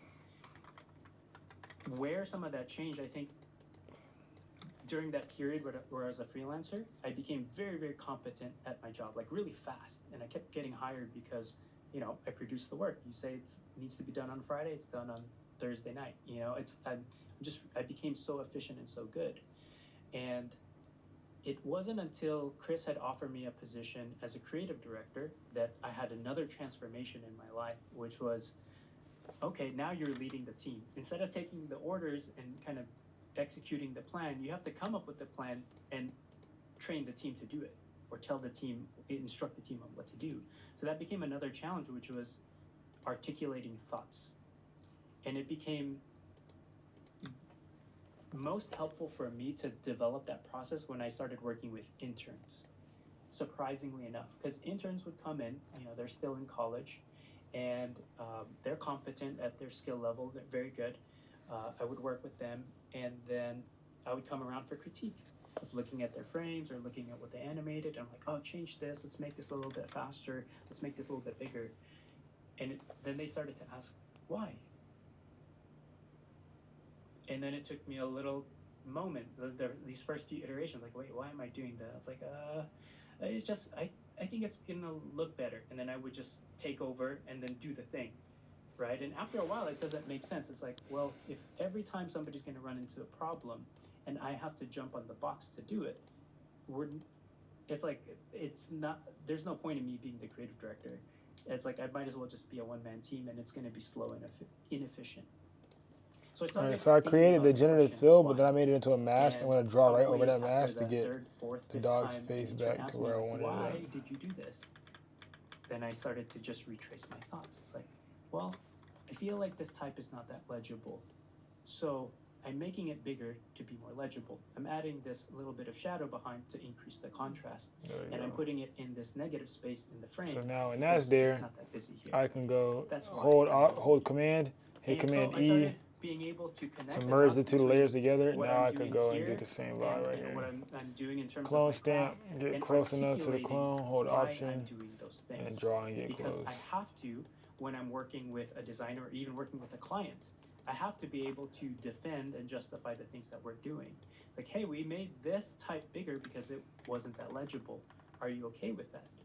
If not, what can we do to make this more legible? Same thing working with, you know, interns or people that I've hired. It's like, all I care about is this is more legible. How you accomplish that, I'm really open to. But then just understanding what the goal is and levers to pull in order to accomplish those things, those are things that I started to develop as a creative director.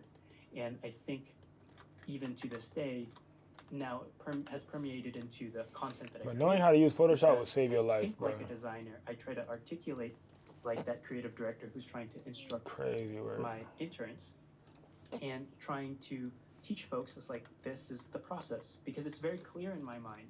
Like, I need to get to here. Here are some steps that I can do. And then looking back, here are the steps that I actually took in order to get there. The other moment in my career where this was very powerful in my development was when I started creating content at the Future. Because Chris said, it's like, you're good at behind the camera. Now I want you to be in front of the camera and I want you to teach something. So same thing. I was like, well, shoot, like what? Why? You know, I'm not smart like you, Chris. I'm not a teacher. Like nobody wants to listen to what I have to say. And he's like, no. You have so much locked up inside of you. You're just taking it all for granted.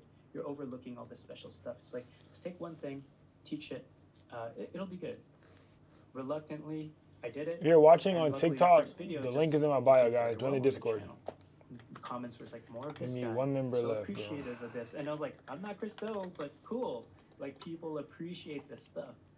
So that got me onto this trajectory of like, what else do I do every day, or what tasks and processes do I do throughout my everyday that I'm taking for granted? What can I explain and reverse engineer and then convey that to somebody else so that they can learn? Because Chris's big goal for running the Future was to democratize education, right? It's like all this stuff, it's like we're in these small rooms with 5 people and we have all this locked up knowledge. Like, why does it have to be stuck here?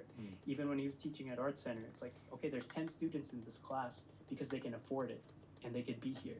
Why should it be that way? And so just being influenced by him and being around him helped me just open up and unlock all of these things and learn to articulate and give very abundantly as many secrets as I can away to folks. It's like, this was interesting, novel, and hard for me to learn, so let me give that away and try to teach you because I think it's fascinating.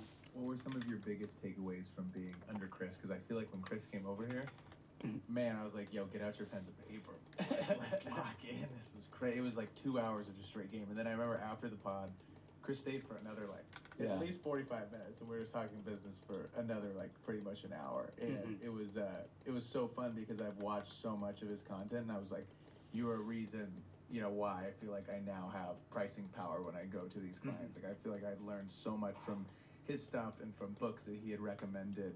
You know, what are some of the biggest takeaways that you feel like, you know, you took from? I gotta finish these, bro. I'm overly dozing off right now, gang. I think the biggest thing that I took away from that is confidence. Like, again, working for him as a freelancer first, I was at one of my lowest points in my career, which is like, I'm just grateful to be here. Thank you. I'll work really hard. Overly dozing off right now. Under his wing, Oh shit! Opportunity to go in-house staff and then even train me. That gave me a lot of confidence because he was always willing to be like, hey, this is new, this is hard, just go try. And if you really fail, I'll come in and help clean up the mess. Like, you know, so there's a little Who bit of left? for me as I was developing, right? And he was a really good mentor, really good teacher, really great leader for that sense. And those are things that kind of became a part of me, and I did that for the people that I trained and that I worked with. So just having that sense of be a good teacher so that other folks can learn and develop, because if you put good stuff out in the world, you'll just develop more good people. And that I think that culture that he developed around the companies that he started definitely had stuck with me. Bro, And, bro, the one other person part, just just joined. watching him being One such person a just good left. teacher, I realized, I think he told me, I forget what year this was, but he teaches to learn, right? So Playing with my because heart when and you I'm trying to teach go to something, sleep. Comma, I just want one more before I go to sleep, bro. There's this thing called the learning retention pyramid, and it's just different modalities. I want to of catch that learning screenshot and when how it's much one you whole retain, number. right? So if you look I at don't the want pyramid, 1001, the comma type of 1002. learning that you I retain the want least amount of 1000 knowledge is something flat. like a lecture. If you go down there, that's passive learning, right? If you go down a little bit further, there's more active learning. So you might do a workshop. And when you do a workshop, you actually retain more of that. You do like 50, 60% retention. But the thing where you retain 90% Bruh, of that who just left the Discord? because there's a difference, right? When you're passively consuming something, some of it comes in and then most of it goes out. Because it's hard Bro, to connect one the person dots just joined and from one person left. I something need to have that like a feels leave like a channel. theory Like to something that's you know how you have a active welcome and channel? I need to have a used. channel When where you when do people something like a leave, bro, workshop, somebody's kinda it holding your says hand, who or if you have leaves, a bro. director or somebody that's kind of helping you get to the thing. It's like, ooh, I built this. Now I feel a little bit more confident to do it, but you still don't have all the knowledge yet. But when you teach somebody, you have to go through the process of absorbing the knowledge, processing and turning that into somewhat of a recipe for somebody else to follow. So it becomes a lot more concrete in your mind. It's like, I have this goal for you. I need you to do these 5 steps and stay within these Oh yeah, you just parameters joined. in order to make this thing. Bro, we Right. were And then all almost. of a sudden that knowledge Bro, becomes I don't know concrete. who You own left, that bro. for the rest of your life. We So I were, think we were just at a thought, teaching bro. has Oh been my a god. powerful tool for me to just own information and make that concrete as part of who I am. I think you bring up a few very interesting points. Teaching, we've done a few episodes, we've done more than a few, where it's just us and we're not really interviewing or having a podcast with somebody else. And I have found that over the years of us like quote unquote teaching it, we also have a cohort where we teach, people, and you start to learn and you're able to explain why certain things work or why you should do certain things. And I've always like understood what we've taught, but I understand it, I think, better now, and you're able to regurgitate that easier through teaching. And I think that's a really good point. I want to ask you about those secrets. I'm not great at design. The man to my left is also terrible at I'd say design. I'm better than one of us at the table. Are there, you're like so, I don't know if you love the word like aesthetic, because I heard once that like aesthetic, it's actually, something can't be aesthetic, it's like a certain type of aesthetic, but something can't be aesthetic. For something to be like, to look better when it comes to design, are there few basic principles that you can share with us to make something look better, something that somebody's going to be drawn to a little bit more, like putting text a little bit bigger or in the white space? Yeah, I mean, When I wake up in the morning, I'm gonna do probably a one of the VFX biggest for y'all. things is just understanding hierarchy. Right? So if you look at any image, you just have to ask yourself, what do I want somebody to look at first? What's the most important thing? What's the second thing? What's the third thing, fourth, fifth, if it even goes that deep? And that will just help you really arrange and move stuff around in frame until it makes sense. So if we were all filming this can, you might look at it and be like, well, this surface is really busy. It's really checkered. Let's swap out and let's put like a faux concrete thing under here. It's like, okay, cool. Now it's like, well, this is gold and blue. What can we do to accentuate this? Well, the material on the can, it's reflective, so maybe we can hit it with a couple of really sharp lights, and then all of a sudden we get this cool rim light. Maybe we backlight it, right? So now it's popping out. It's like, well, everything's bright now. Well, let's put a negative fill, right? Let's just put a black card right here. Let's put a dark background. All of a sudden, it's backlit on a dark background, and then this thing is just glowing on there. It's like, okay, cool. Now it's popping out. All the other stuff has faded into the background. So when you think about design or just image making in general, even writing, right? Like if you're trying to articulate a thought, what is the most important thing? And make sure that that's the important thing. And then start thinking about all the other stuff and how those add up to the important thing. So I think that's the biggest thing that people don't consider. Like they might be framing a shot or putting stuff in, and they're just putting it in because it's like, oh cool, I want to decorate this. But really part of it is just taking things out. It's like, let's highlight the thing and then start putting in other things until it feels right. And then you might still take some stuff out, and it's just all editing at that point, right? So if you just understand the hierarchy of what you want to communicate, then it just becomes editing, taking stuff out, accentuating the things that need to be there, and then it'll be fine. What are some of the things that you took from working with Chris the Future on the leadership side of things that you've now taken into mod and mode that you're now doing now? With working with other people, working with designers, maybe project managers, I'm just curious.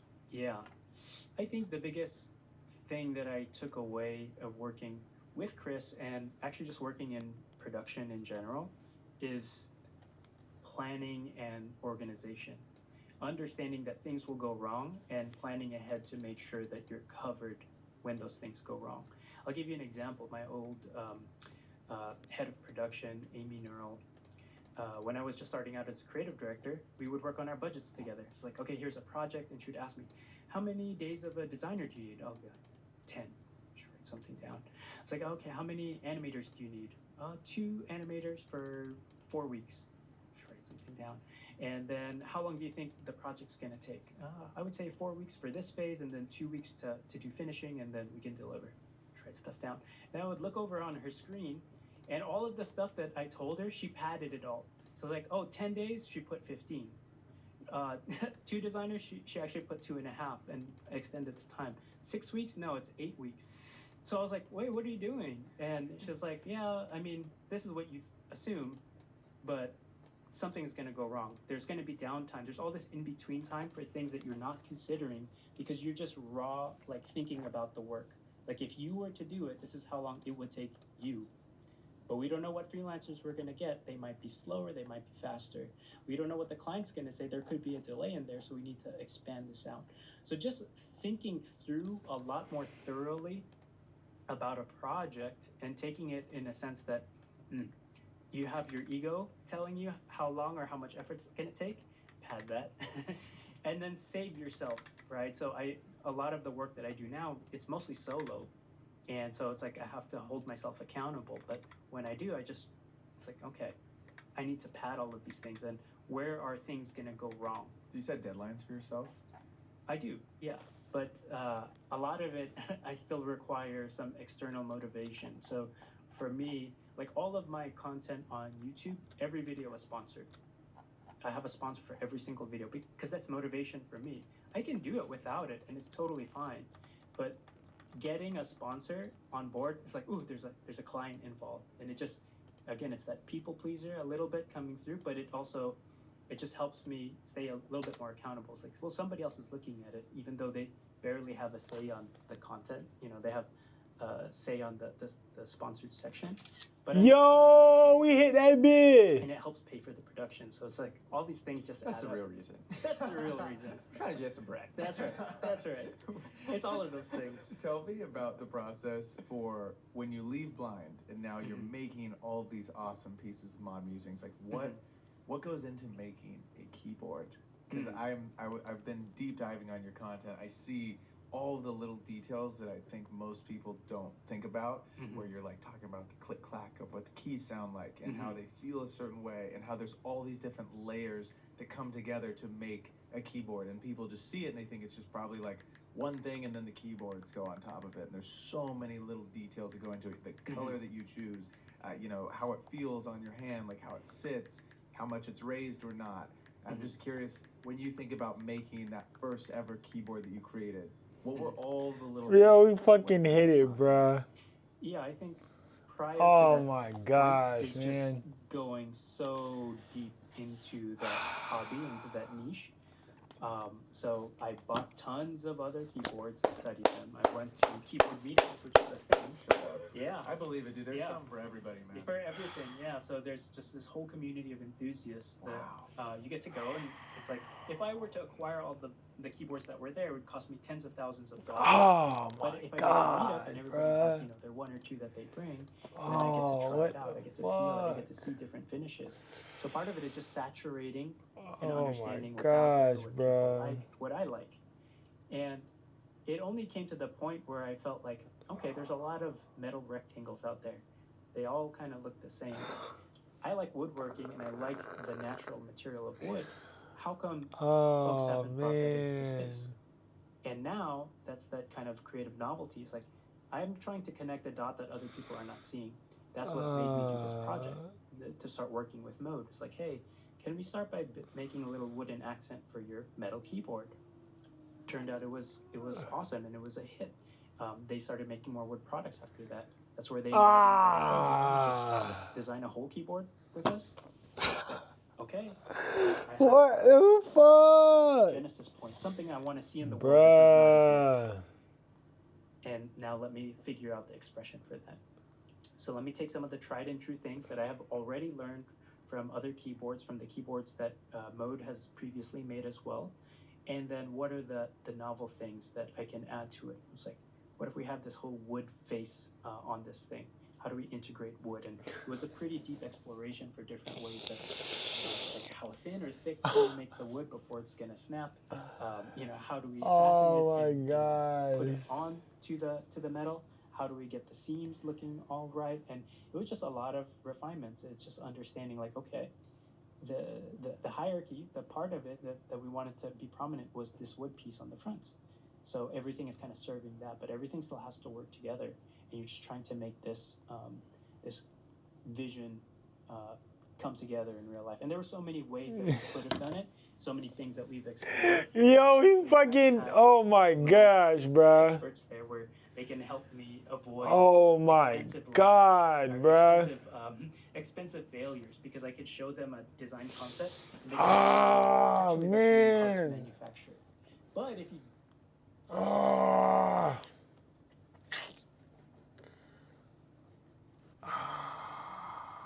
bruh, what the fuck?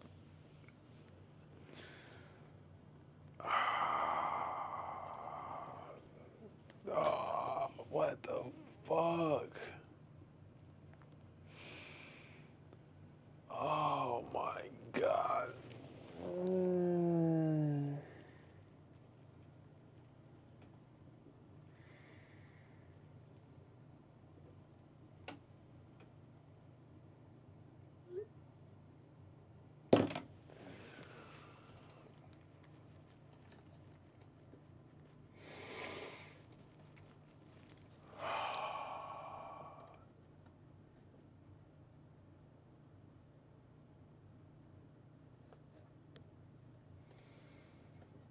Oh man, bro.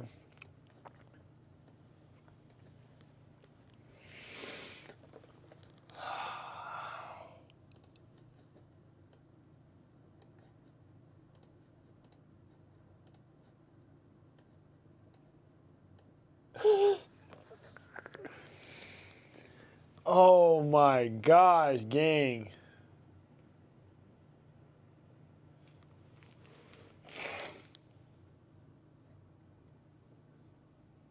Yo, this shit's like, bro, this shit's overly surreal, bro. What the fuck? That was like my only, bro, that was one of my only goals this year, bro. This was one of my only goals this year. Bro.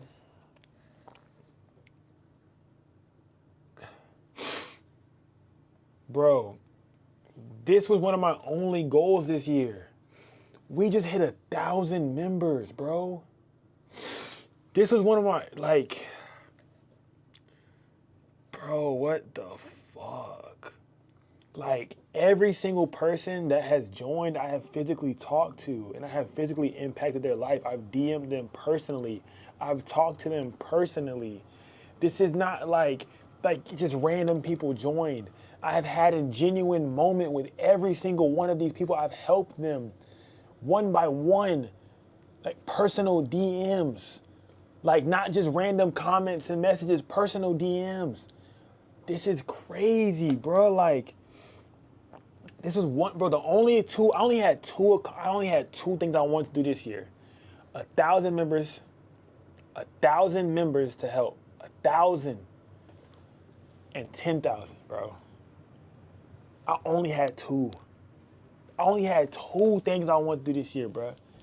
We go to the next, bro, and it's the last one, bro. This is the last goal of the year, bro. This is my last fucking goal of the year, bro.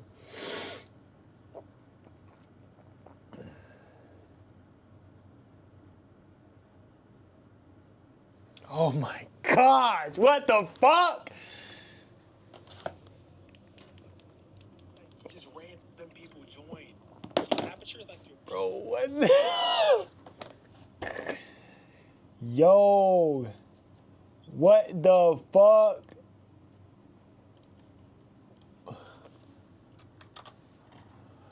Bruh. Bruh.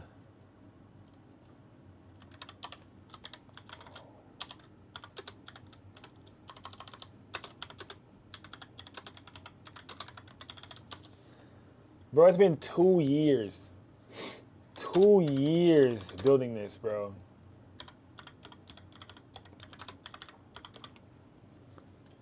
Bro, like...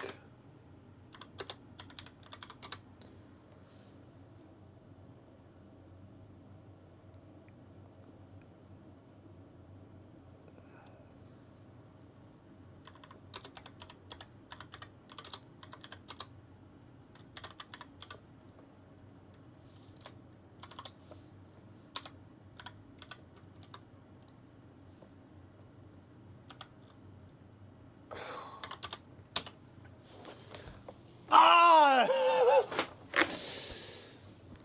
Oh, bro, we got one more, bro.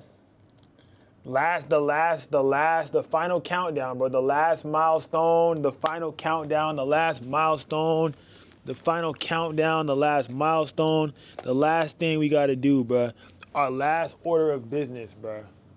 We got one last order of business, bro.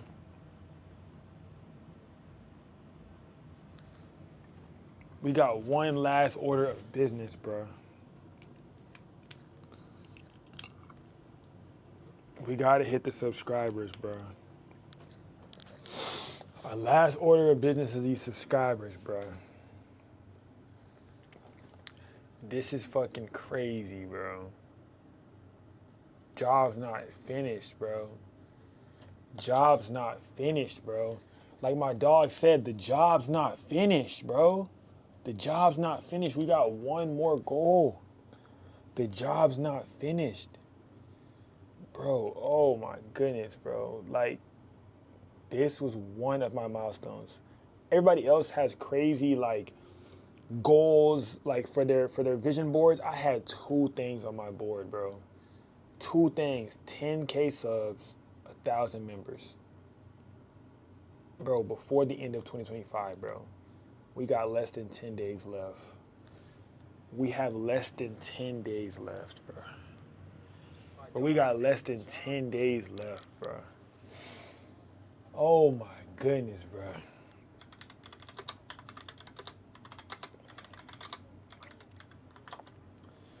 We got less than 10 days left.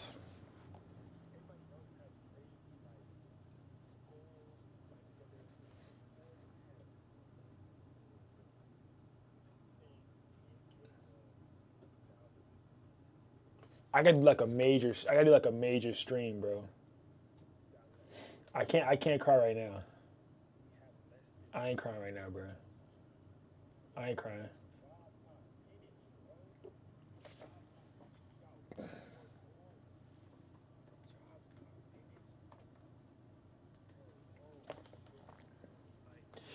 I'm pretty sure a lot of the chat did not sub because a lot of the chat be asking for YouTube videos. So I'm pretty sure there's a lot of people in the chat that hasn't subscribed because they always asking for some damn YouTube videos. They always asking questions about something, not knowing what's going on. So I'm pretty sure their asses are not subbed because they always asking for some damn YouTube videos. So I'm almost positive that they're not subscribed. I can now confidently say that we have 1,000 members. I can now confidently say that we have 1,000 members. I can now confidently say,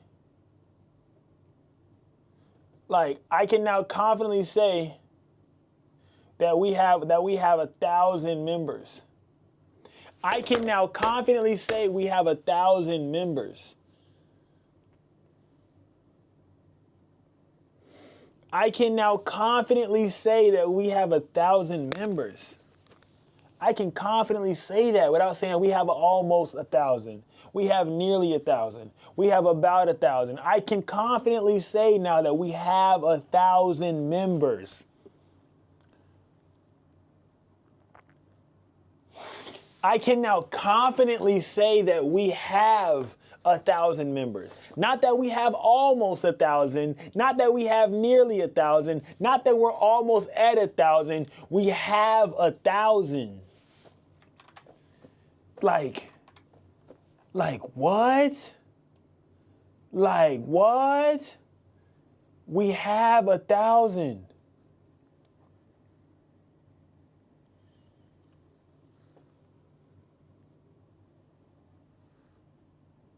And counting. And we have 1,000 and counting. Oh my goodness, you're fucking right. Yeah, we have 1,000 members and counting. Oh my gosh, brother, it's only the fucking start. Oh, bro. We just hit 1,000 members, bro. We just hit 1,000 members, bro. 1,000 fucking people, bro. Bro. Bro. Bro.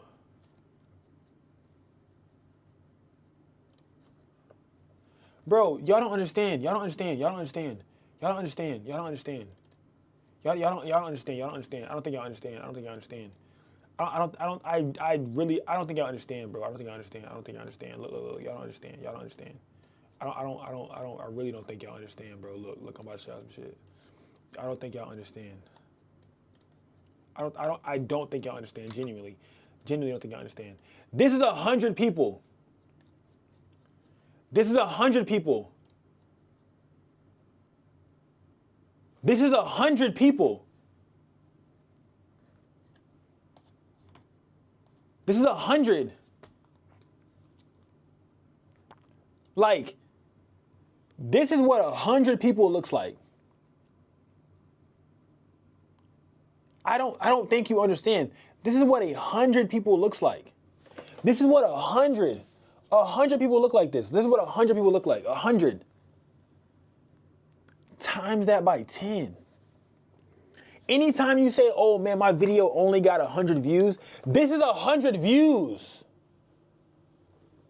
Whenever you feel like you're not doing enough or you're not making it in life, this is 100 views. This is 100 people. This is 100 people. Bro, this is 100. And we hit 1,000 of real life humans that are able to now come to the meetups, that are able to now all spread the word and build and grow together with this one community of, oh my goodness. Bro, I've been building this for almost 2 years, bro. I started taking YouTube serious 2 years ago. I started building this community serious 2 years ago.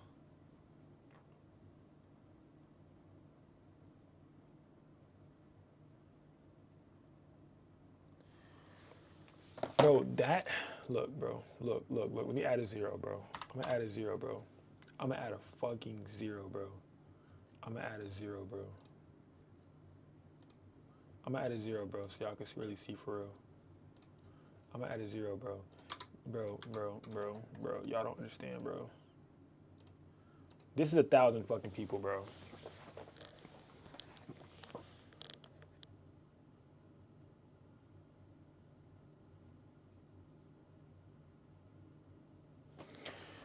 Bro, this is 1,000 people, bro.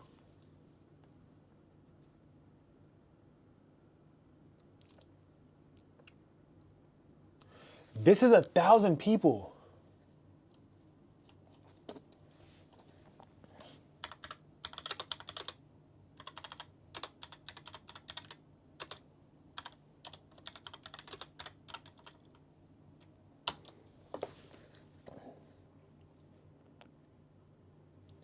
come on, bruh. Bro, like, I only had one goal, to get it to 1,000.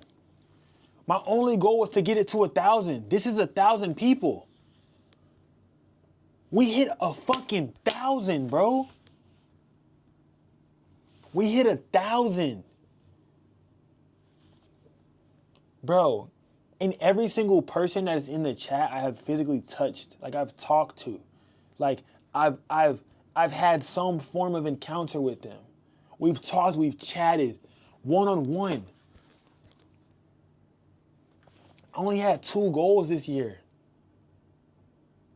I only had 2 goals this year.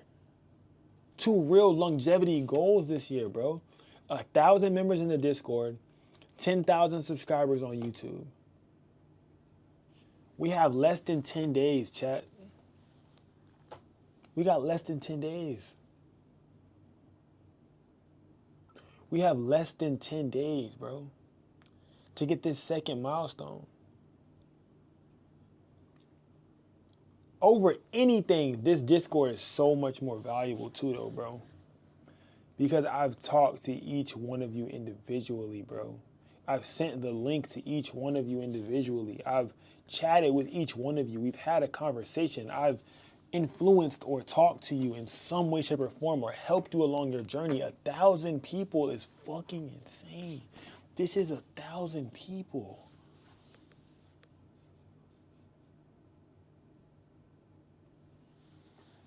This is 1,000 people. Bruh, this is 100 people. Like, so I just, yo, what? Bro, we on to the next, bro. We gotta get them 10. We gotta get 10K. We gotta hit 10K, bro. We gotta hit 10K. Not even an option for real. We gotta hit 10K, bro. We got to. Oh my goodness, bro. Bro, we're overly lit. Like, bro, 10K subscribers, 10K.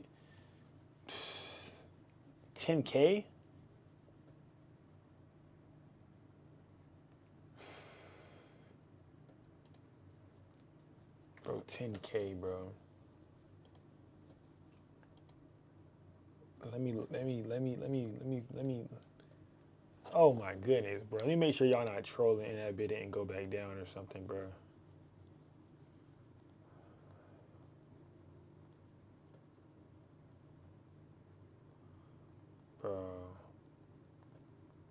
Bro, I love y'all. Bottom of my heart, bro. That's actually insane.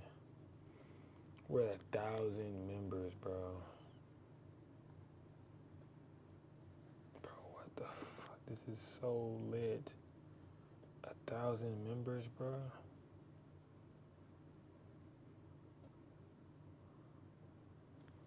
Oh my goodness, bro. 1,000, we hit 1,000 members, man.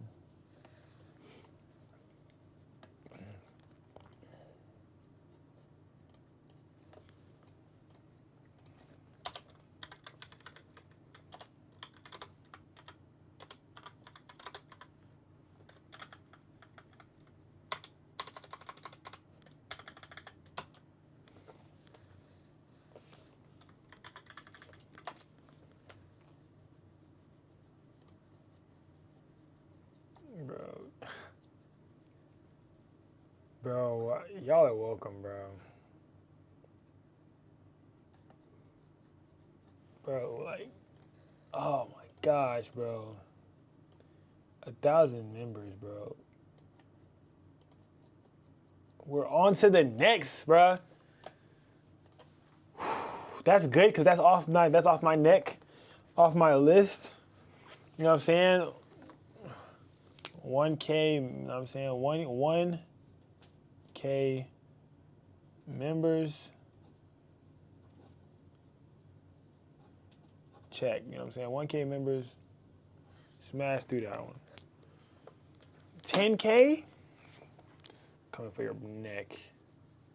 10K, we're coming for your neck. Bro, that's crazy, bro. I need to get back locked in, but oh my gosh.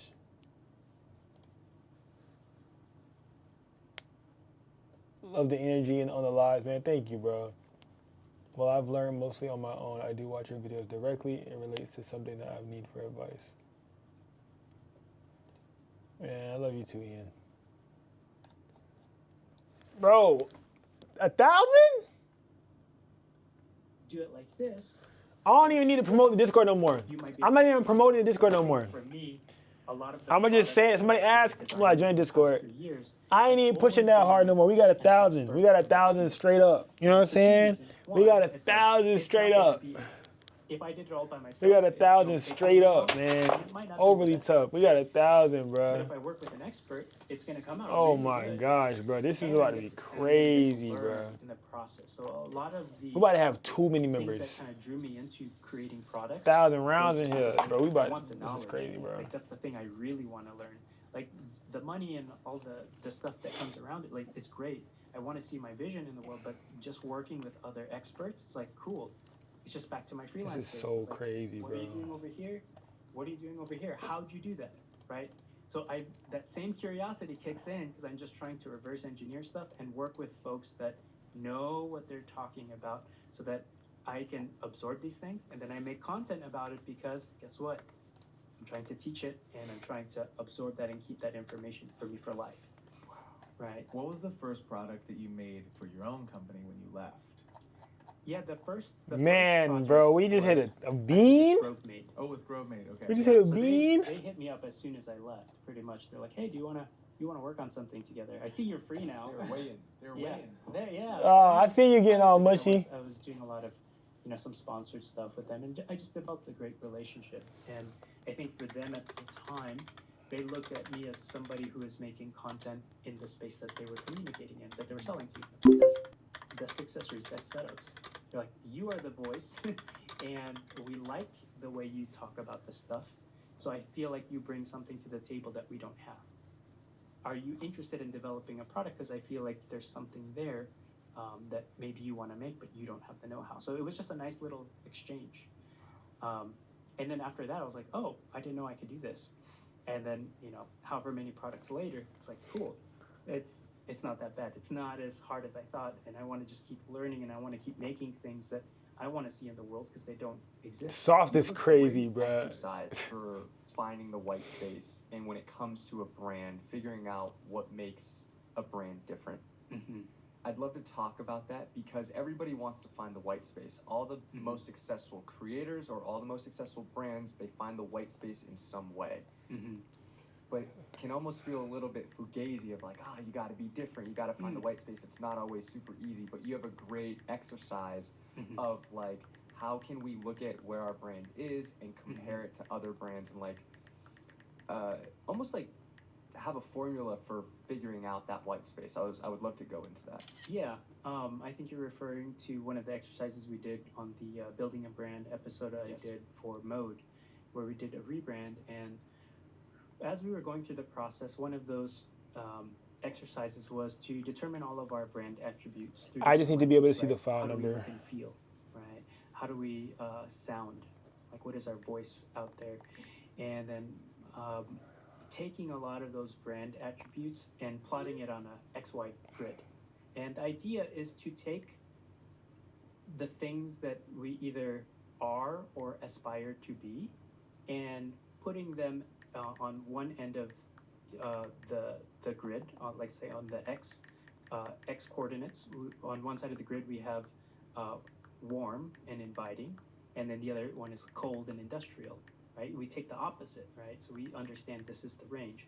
Then on the Y, we might put another. And just let me know which ones you want put together. Another brand for that attribute diamond. there, which is, are we opaque or are we transparent in terms of our voice, right? So we kind of look at these things, and now we have a way for us to look. Well, I think we are somewhat opaque and a little bit warm, so we're kind of somewhere in the middle. And then we take all of our competitors and we'll plot Sorry, I them said on that. my We're like, clients are where are texting they? like Well, crazy. this Sorry, one it is takes very so label. cold The one and day if you industrial, like can that's just their do the vibe, and pictures it's and money. kind of cool.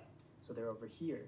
And then there's this other brand who's like very DIY and they're very transparent and they kind of all of their content is about showing their process. So they're over here. So we plot all of these folks on this grid, and then we see, wow, it's very crowded where we're at. A lot of folks are doing the things that we're doing. We need to find the white space on this grid where other people aren't playing. And my clients love texting me late, bro. My clients taking me the so quadrant late. that most of these things turn out to be is like up and to the right. We want to be aspirational, like a lot more warm tech, and that was a little phrase that we came up with that was meaningful to us, or that we said in our session that made sense for us, because we felt like a lot of tech is very cold, and we want to be more transparent because we haven't done a great job of that. The company has been a little bit opaque, but we as a group felt very collective, and we fall in love with these brands that feel a lot more human. If I could see the faces behind the person that's making it, then I feel a lot more connected to the brand and their products. So these are more things. It's like, okay, our competitors are not doing these things. My client texts me, Let's move in I'm this having a space. moment. We do this over and over for different Tells client, I'm having a moment, one until we moment. define where it is My clients be throwing me off, relative to bro. our competitors. And Saying, but just sub to my other account. Hey, you so lit, bro. We're on the road to 10K now. 10K, we focused on 10K. We're focusing on 10K now, bro. If I gotta make 30,000 emails, I'm gonna do that. Okay, I'm actually, maybe I will, I don't know.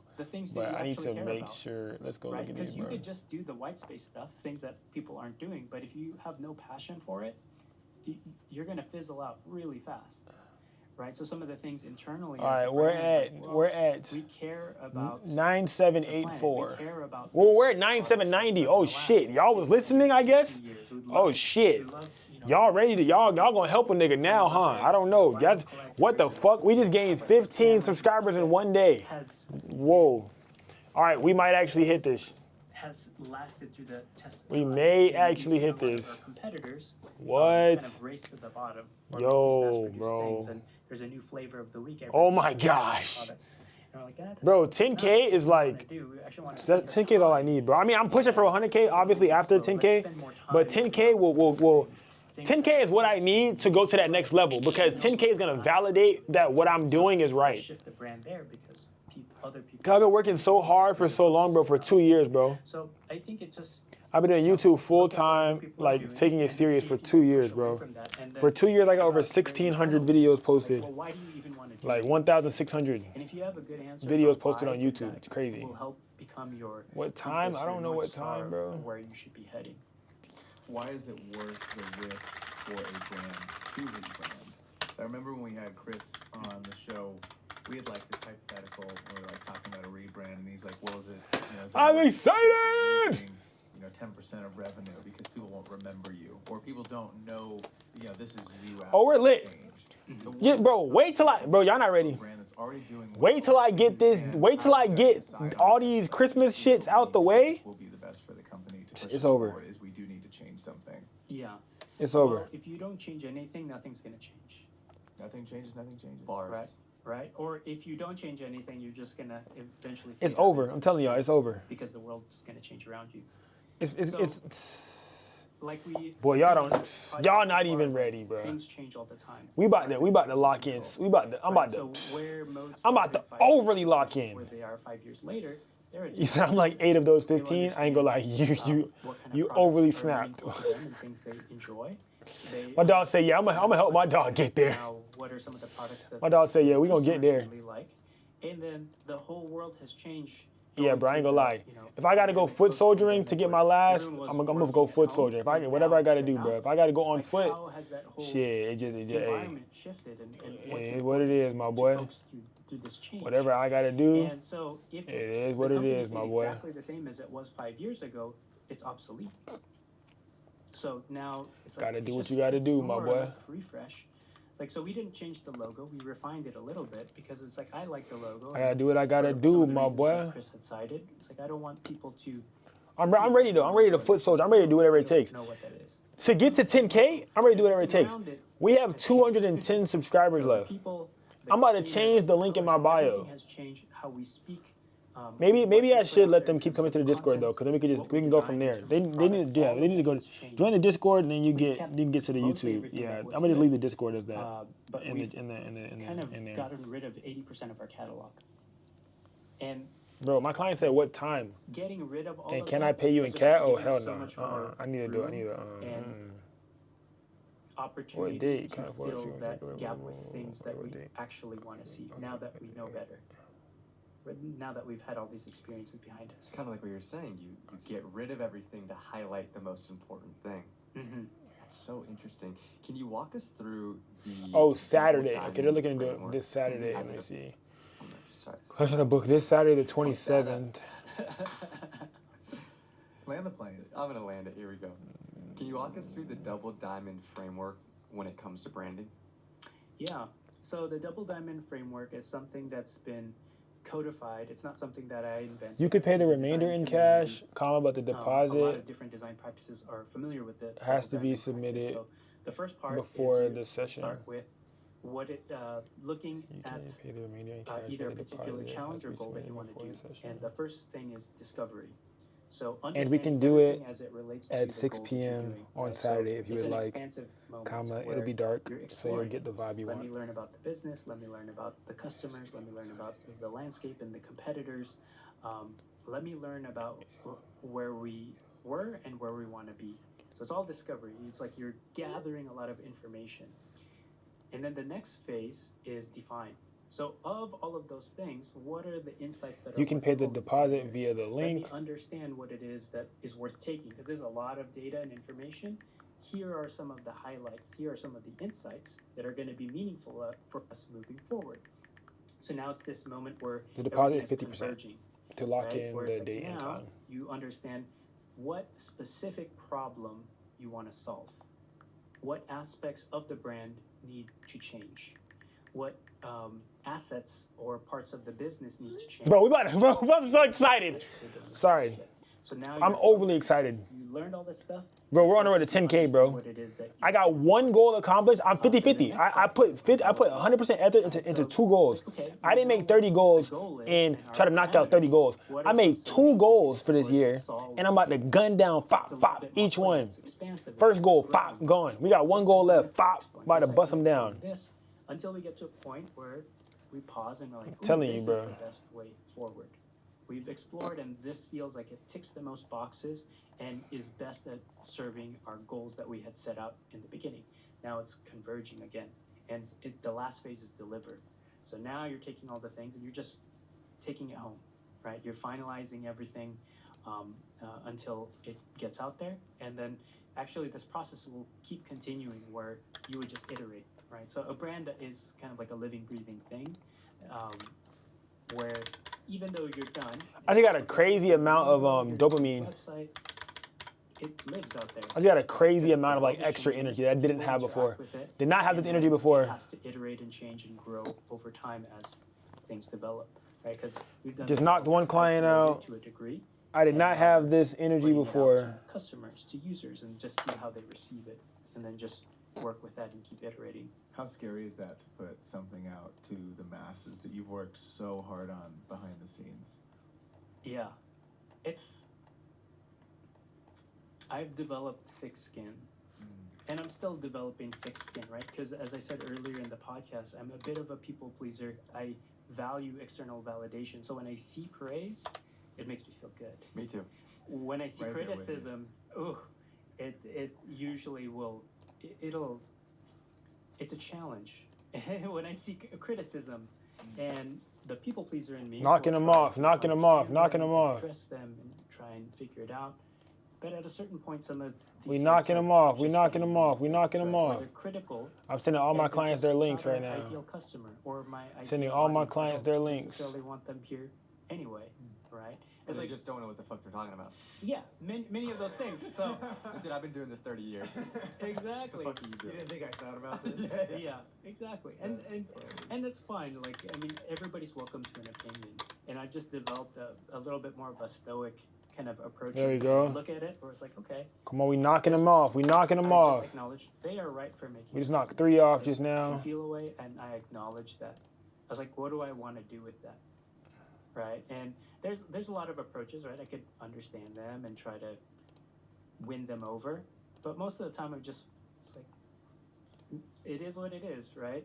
And it's interesting too, like when it comes to products specifically, Like we have a Discord, which a lot of our community's on there, and every so often there's a critique on there, or something is broken, something's not working, or it's like they had a bad customer experience, and I'm like, ooh, that doesn't feel good. And then I realized, well, this is one person out of thousands, maybe more. I was like, the percentage is really low, and I'm just so hyper focused because the person who is, you know, not having a great time is the loudest there, of course. Yeah, trolls are always the loudest. Right, right. And most of the time they just want to be heard, and Yeah. that's fine. And once they're heard, usually they're like, thank you. But you know, getting into it, just like it's sometimes hard to see that stuff, and I'm just learning to be better in approaching it. Like I've done that on the content side. I feel really good. It's like if somebody posts a critique or not a great comment, it's like it's just usually slicks right off of me. Now I'm trying to do that with the products. It's a little different. You're there. better than me, man. I go to fucking bat. I'm like, you want to play today? Yeah. Brains sends me screen. Ah! See what this motherfucker. And we just had a new member join the Patreon, bro. PNG University Let me dive in on is this. up. Gotta shoot today. Yeah, he's like, I remember. PNG University is I'm up. home Dude, editing all I'm day. chilling right now, brother. It's I'm ready. up. I'm ready to lock That's in. crazy that I just took my lunch break. We're doing a 2-hour lunch break Yeah. instead of 1 hour. We go through all these. How I remember when I was at the Lakers, like with the jersey. I'm getting him design knocked out. I'm getting him knocked out. I didn't work on. I'm this getting stuff. all the I had photos no out. part in that whatsoever, except from the video standpoint. But no one's really ever shitting Getting on them the all videos, knocked they're shitting out. on the design, Right. Like they're not. Right. Dude, you should have shot this in 24. Like no one's Right. ever doing that, right? Not only are the jerseys ugly, This video sucks. This video Right. sucks out of focus. Out of focus shots. I remember reading the comments, and the only ones that are mean are at the top. Like Right. they're always the ones with the Yeah. most likes. Mhm. All the ones that are like, "This is sick, I buy it," they're at the very bottom. And I remember seeing portions of the designer's work who worked on it, and I feel like if it was me, it's got to sting a little bit because you're like, "Fuck these people! They have no idea how hard." You know, we work on. We the definitely design, not will. trying We to make definitely it bad. will. And for a majority of the people, by the masses, it's really good and accepted. Mhm. With the stuff that you're doing on for Mod Musings, how do you kind of take that feedback constructively? Mhm. Because I think it's really hard, and it's something that I can't deal with it yet. Like Mhm. I haven't figured out a way to deal with a critic yet that Mhm. doesn't fucking ignite my like a fire in me. Mhm. And that's just the kind of person I am. Mhm. Like I'm not good if you're coming at it from like a negative standpoint. My approach is to usually meet it with right back there with you, and I don't Mhm. think that's like awesome. Mhm. Trying to work on that, Mhm. but I'm curious. Like you've been in the game. I'm longer locking than in, me. I'm So locking what have in. what tools have you kind of added to the toolkit to deal with that stuff? All right, 'Cause now I'm it's trying like to see you put what so much else I work need into to these do. things. You're obviously Right. not trying to put something out that doesn't work great, Right. or isn't so thought out. You're like, But y'all, we're so "We lit, spent bro. Thousands of hours on this thing. I 1,000 didn't members. think it was awesome. We about to hit 10K. We about to hit Yeah, I 10K, would bro. say the best artists and creatives in the world. We about to all hit have 10K, critics, bro. Right, so that comes with the territory, right? So if you accept that part, then it's like, okay, there's going to be a few loud voices that don't praise your work. When it comes to these critiques, one thing that I kind of look at is like, well, sometimes these people just want to be heard. That's most of the time, right? And if you acknowledge them, I've seen a lot of folks where they come in with a negative comment, but like, yeah, that's totally fair. Like, I get it. It's, you know, it's not for everyone. And the reason why we did these things is X, Y, and Z. But I could see your point. And then you could see sometimes they'll follow up and it's so much softer. It's like, okay, cool, because I'm not trying to defend them, and I'm not trying to say that they're wrong. I think a lot of people on the internet, they feel like you're wrong and I'm right. And if you just take that part out of it, it's like, well, no one's wrong or right. Everyone's right. Everyone has a bias. Like, I'm biased, so how can I put that aside and just like, okay, what's your viewpoint? Usually my follow-up, especially the ones that are a little bit more snarky, what would you do instead? Still on that one. How would you change it? It's like, this is how we did it. And sometimes they just don't answer. It's like, okay, I won. There's that, right? Right? And then other times it's like, because you're letting, it's sometimes then they kind of, because they might feel dumb because they actually don't have anything to say. They can't offer a real critique. they're just sharing their opinion, but they actually don't have a critique to make it better. Critiques are good if they're actually helpful, if it will make the end product better. And I'm actually looking for those. So sometimes I genuinely ask, like, you know, I get that. What would you change or what would you do differently? And sometimes people will give me a long, thoughtful response, and it's not heated. Usually it's just like, no, let me just share my thoughts. And thank you for acknowledging me. And then what they share is like, let me consider that. That's actually a really good point. And I do take that critique and feedback because people have spent the time to write something out. And then other times they're still kind of nasty or whatever and judgmental, and it's okay. Have you found that most of the people are kind, like on your years on the internet? From my content, Yeah. yes. Yeah. I would say like 98% is pretty kind.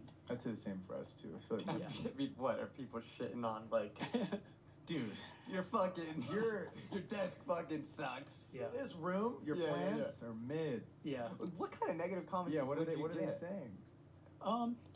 A lot of when it comes to products, usually it's out of folks' price range. So I was like, oh, I can't believe you would spend X amount of dollars on this. I'm like, why spend any money on anything? And you just say, step your bread up, broke boy. No, I don't. Right? It's like, for instance, like if I might talk about a pen and it's like $100 pen. Like, why would anyone spend $100 on a pen? It's like, you're right. Just buy the cheapest of everything. Yeah. Period. Buy the $1 pen. Yeah, do that for the rest of your life. Or I might ask, it's like, so you don't spend any expense. You don't spend money on anything. Then you must live a really frugal life, and that's fantastic. Good for you. Yeah. You know, and so the Couldn't be me. Hey, but Matthew likes that Mont Blanc. Dude, oh my god. Okay. You know LeVar Ball? No. The Ball brothers? Mm-mm. Oh, okay, so LeVar Ball is a dad, and he has 3 sons, and 2 of them are in the NBA, but they got a lot of hype because he's a very loud personality, and he's like, my 3 boys are going to be the best basketball Hey, players brother, any ever tips for photographers play. using a Canon It was R10? good. Oh, a lot of people in the community use a Canon R10. In the Discord. A lot of people in the Discord use a Canon R10. The Discord link's in my bio. We just hit 1,000 people, like literally just hit 1,000 members. But a lot of people in there use a Canon R10. I use an RP myself. I would say focus on lighting. Focus heavy on lighting and getting your lighting better. And I feel like your lens is what really matters. Not just your camera, what you use, but I feel like your lens matters a lot more. Your lens and the lighting. Lighting first, lens second, body third. But I would say definitely learn how to control light first. Like really like hone in on that. Focus heavily on learning that. And I feel like you'll get a lot better at it. Because you asked him about like, how do you deal with the haters? Like, dude, I'll go after him. I want all. Like, DM me, brother. Send me an email. Yeah. Yeah, he likes this. He likes confrontation. He likes to fight. I'm a small confrontation guy, but if it comes and my dogs, you know, I'm there. You know? For sure. Yeah, I'm non-confrontational until I'm not. Right. So it takes a lot. It takes a lot for me to get to that point. Yeah. But once you cross a certain line, like you will not like to see that version of me, and very few people have seen that version of me. But you know, all of us have our limits. For the most part, again, I think it's the people pleaser inside of me. It's just like I would want everybody to be happy and cheery and kind of vanilla around me, and tension makes me uncomfortable, so I try to soften that, right? And a lot of the internet mob, I just try to pacify them or just like acknowledge them, and it's like just relieve myself of like even caring, right? It's like, okay, and then it's I don't ever have to look at that comment ever again. Right? What is the business behind creating physical products? Because I think like, we live in digital product land. They don't cost a ton to make. You have massive profit margins on them because once they're made, it's done. Yes. And I think I have such an admiration for people who make physical things, especially things that are different, like you're saying. You look at them and you're like, I haven't seen this before in the world, which is, I think, why there's such a deep appreciation for them. But you also, on the other side of it, if you're putting this time, this investment, monetary investment, time investment into it, you have to come out with something on the other side of it. Yeah. So how does that work in your world for the physical things that you're doing, not with mode? Yeah. I mean, because they obviously require some sort of, you know, investment. You're like, we have to make money on this to make this make sense, so we can keep making awesome things. Yeah, a lot of it is just educated guesses at every step. One of my clients was like $75 is too much for a deposit. Products. So I just sent her my Instagram. early on, you know, I would get prototypes of these things, so I could just Like, test do it you out. follow And then me? also, You must don't follow once it's good me. enough to share, $7 try is to too put much the for a idea out in deposit? the Can't world. be. And if that idea, if that concept, people get as excited about it as I am, then I know there's a potential audience there for them, for that product, right? That's like a good first kind of guess. Like testing with the prototype first. So like you wouldn't go mass something out if people aren't messaging you about the prototype. Is that like a process that you kind of stand by with these things? Not necessarily, but it's I try to do things small before I go mass. And even when we say mass, it's like it's not a lot of units. And you like, you know, up to 1,000 or 500, even less than that, 100, 50. You know, trying to do things as small as possible, because I would rather sell out rather than having things sitting on the shelf. Right? That's way more expensive, burning a hole in your pocket. But if you make something that's small and bespoke, and maybe it's a little pricey because of the small run, but if it sells out, you're like, well, I'll make a bigger batch the next run, and then the next run, and then the next run. I'll give you an example. The X-ray keycaps that I made, I got prototypes for those. I started sharing it on my socials, and it got a lot of hype. I was like, wow, you know, there's a lot of interest in this. And the company that I worked with, KBD fans, usually they put little interest checks like, oh, so leave your email to sign up if you're interested in this project. So they kind of share some stuff as it's getting developed. My project got the most signups out of anything they ran that whole year. So I was like, this is a good sign. So we made All right, a my bunch client's more like, than we bro, were bro, going to I'm sell. like, it's like I'm arguing. And then when we put it for sale, the first I'm day, it arguing sold out, for like, for within the hour. $100 right now, basically, And bro. like most vendors, it's like, dude, Like, like these are the clients that you usually go back and forth with the for a most. quarter at The least, ones you that know, are like paying the most. least are And it usually the sold out ones in you the go first like day. you argue tooth and then nail it's like, with, what are we bro, gonna do? to like Well, prove, I maybe guess, just that open a you're pre-order, like you're. and I let's don't just know. make I just gotta the stop arguing. machines, like, we Not already have arguing, the but I just gotta machines set stop up, going all the back and vendors forth are and set just up, be like, hey, everybody's set bro, up. if you don't Let's feel just comfortable turn booking, I it mean on that's pre-order fine. from in stock, and then I can't, we you got a big know, pre-order, and a I few months can't, you later know, we force you delivered to the second book. batch. And now we just delivered our third batch because it's I'm just trying to see if I one can of those find things these that it keeps pictures. selling out and the demand is really high. But I'm not trying to go Find these in there pictures where to it send her feels that I like shot I'm putting down here. everything like all in, right? I'm not that type So of why do I have vendor. to look It's for like this just though, a bro? little bit at a time until I get a sense like, does this feel Man, good? it is what it is, bro. I'm about And to for just how say long, fuck right? 'Cause it. after a while, this will probably fizzle out. Maybe this third batch is the last one we do for a while, or it may be at all because it's a little bit slower. It's like, okay, we're good now. Something you did for the Mode rebrand is you created customer personas, which I thought was super interesting. And it wasn't just like we're trying to sell to males 18 to 35 who use a computer. It was very specific. Yeah. Age, demo, what they're interested in. Bro, I'm trying to find these damn How stairs. important is that Bro, I'm about to for a give brand up, bro. to I do, don't to feel reverse like engineer their ideal customer if she don't to book see me, success bro, and to be I just able to gotta be make okay with that, educated bro. guesses on like the products they should bring to market. It's not that much money. I mean, that stuff is helpful for us. Whenever I've worked on different branding projects with different clients and brands, it's always helpful Damn, I for thought I us to found it, but I didn't visualize find it. real people, right? When we hear a demographic range, males 18 to 35, it's like that's a amorphous cloud. I don't know who I'm designing for. But if I say I'm designing for Charles, he's 24 years old and he's in San Francisco. He works at a tech job. He's making $200K a year. Cause my client's like, oh, like that's too much of a deposit. I'm gonna have to just tell her like, man, that's my deposit. Like, the finer things that's of too life, much of a and he's deposit. I young, he's mean, exploring shit. I'm with sorry. his I don't money. really. This might be a person that might be interested. I need proof that I'm 'Cause they're coming. trying If to you develop their own cancel taste, and last sometimes minute they develop that taste by and I done the already products left the they buy, house, and that just deposit upgrading covers. from You know the what I'm college saying? IKEA life Me that wasting they time. had, right? And their clothes, like the unit clothes, and then they're just like slowly upgrading different points in their life. Then all of a sudden, it's like, I could design for that person. You know why? Because I was that person when I was 24. Then all of a sudden, all of the decisions we make, whether it's for the brand or for the product, we can go back, like, will Charles appreciate that? Or will Jim appreciate that? Or will Sarah like that?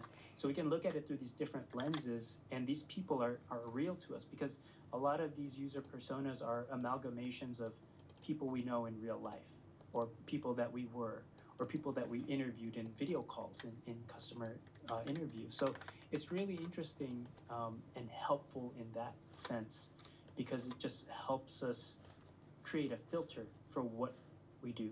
And the goal is not just to always serve them and appeal to them. It's just almost like a gut check. It's like, hey, we've been isolated, we've been working on our thing. Let's pause for a moment.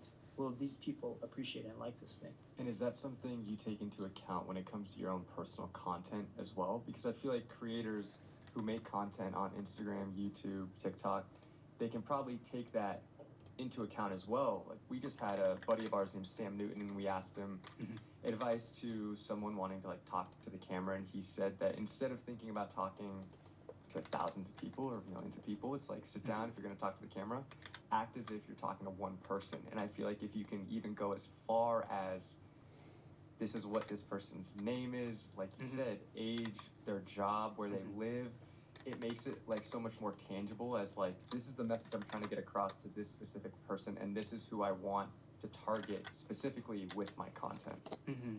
Yeah, I think it could be helpful in that sense. But you know, to be honest, I haven't gone through all of that for my own personal brand. Gotcha. I'm very selfish in the sense that it's like, I want to make the things that I want to make, and I'm happy to just talk about it in a way that is digestible and Hey, entertaining Bella. to other folks. Hey, Brown Eyes. And all of this is just all things that I've learned working in advertising, working at the future, making content, and then finally getting to a point where I feel mature enough to understand my own tastes, things that I like, why I'm doing these things, and understand that there are other folks just like me who will appreciate this stuff, and I'm kind of creating for people like me. That's really cool that you're creating like for yourself, and in a way, right? And I think that Rick Rubin said that in his book, and he was like, I think that as a creative, you should create for yourself, and if people like it, that's awesome. Like, He said he thinks about the audience last. Yes, that's what it was. So interesting. And I feel like most people, or like, I feel like you're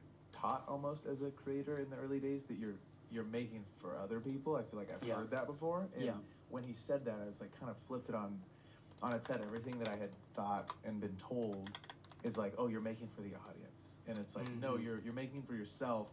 And by doing that, the work inherently becomes better. And instead of letting 1,000 other voices kind of impede on what you're thinking about or your process, or like how you've done something or how you should do something because of what someone else is going to think, you're making it because like, this is the way I think it should be done, or this is the way I'm proud of. And then you put it out, and how the market takes it, the market takes it. Yeah, I think both are valuable. Both perspectives are very valuable, because I think if you create or design for an audience and you understand what will trigger them in positive ways and negative ways, you just learn, right? Like human nature, you learn what other humans like and dislike. So that's good information to have. And whether you're consciously using that information or subconsciously using that, it's important. You're like, ooh, there's a little melody, if we're going to the music, right? A little melody, ooh, that sounds pleasant to me. It's like, I'm going to use that because I know maybe other folks will like that too, because I like it.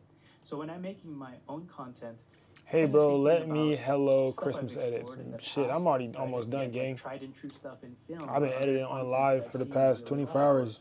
Books and I'm almost lines done. from those books that I read. I don't need no help. Other people I know like this as well, so I'm gonna infuse I'm almost these little done bits now. here and there into my work, and it just comes to a point where it's like, I don't care about the numbers, I don't care about all that stuff. Like, I want to be proud of what I make. And it's interesting because I don't know how other creators are, but I like watching my own work. Like, I'll rewatch old videos and I'll sit through the whole thing. I was like, wow, that was a good video. Like you're your own favorite YouTuber. Yeah.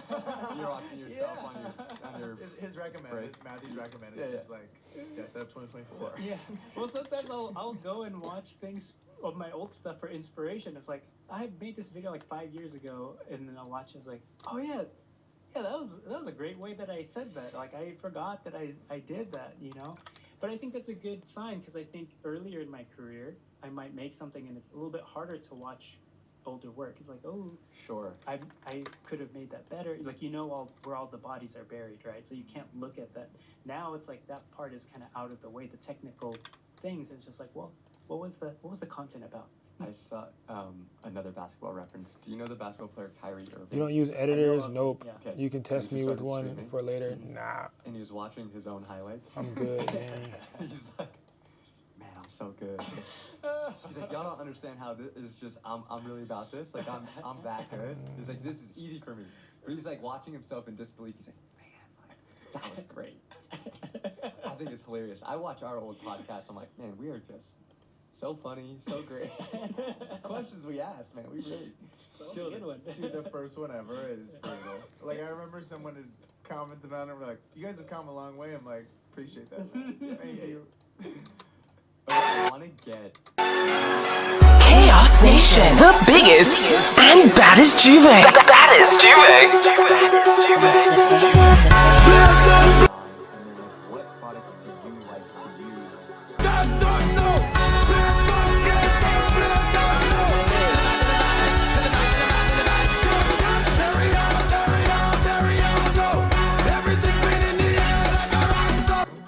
Design stuff and write specifically with the pen. You ever use the movie pen? I have.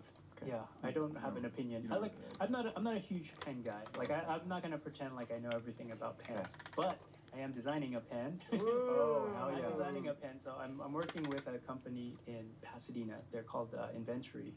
And I met them, surprisingly enough, at a keyboard meetup because they had a booth there, and they just knew like the audience between pens and the hobbyists in keyboards are like they're the same crowd. They're a similar crowd. So that okay, it's keyboard meetup.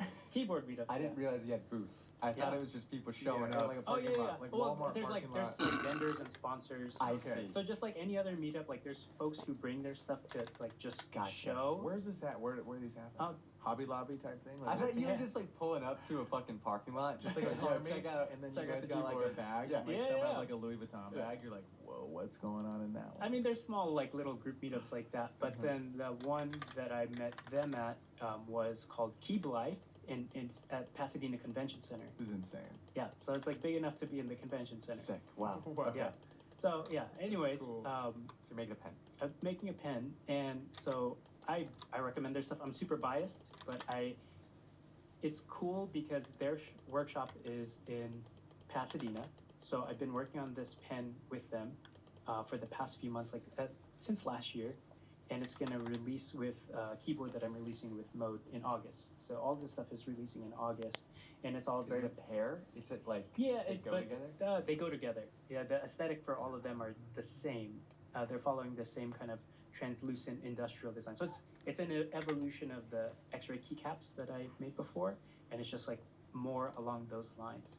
But anyways, working with them, it's just allowed me to appreciate pens a lot more. So going over there, it's like, well, hold this pen and hold this pen and write with this one.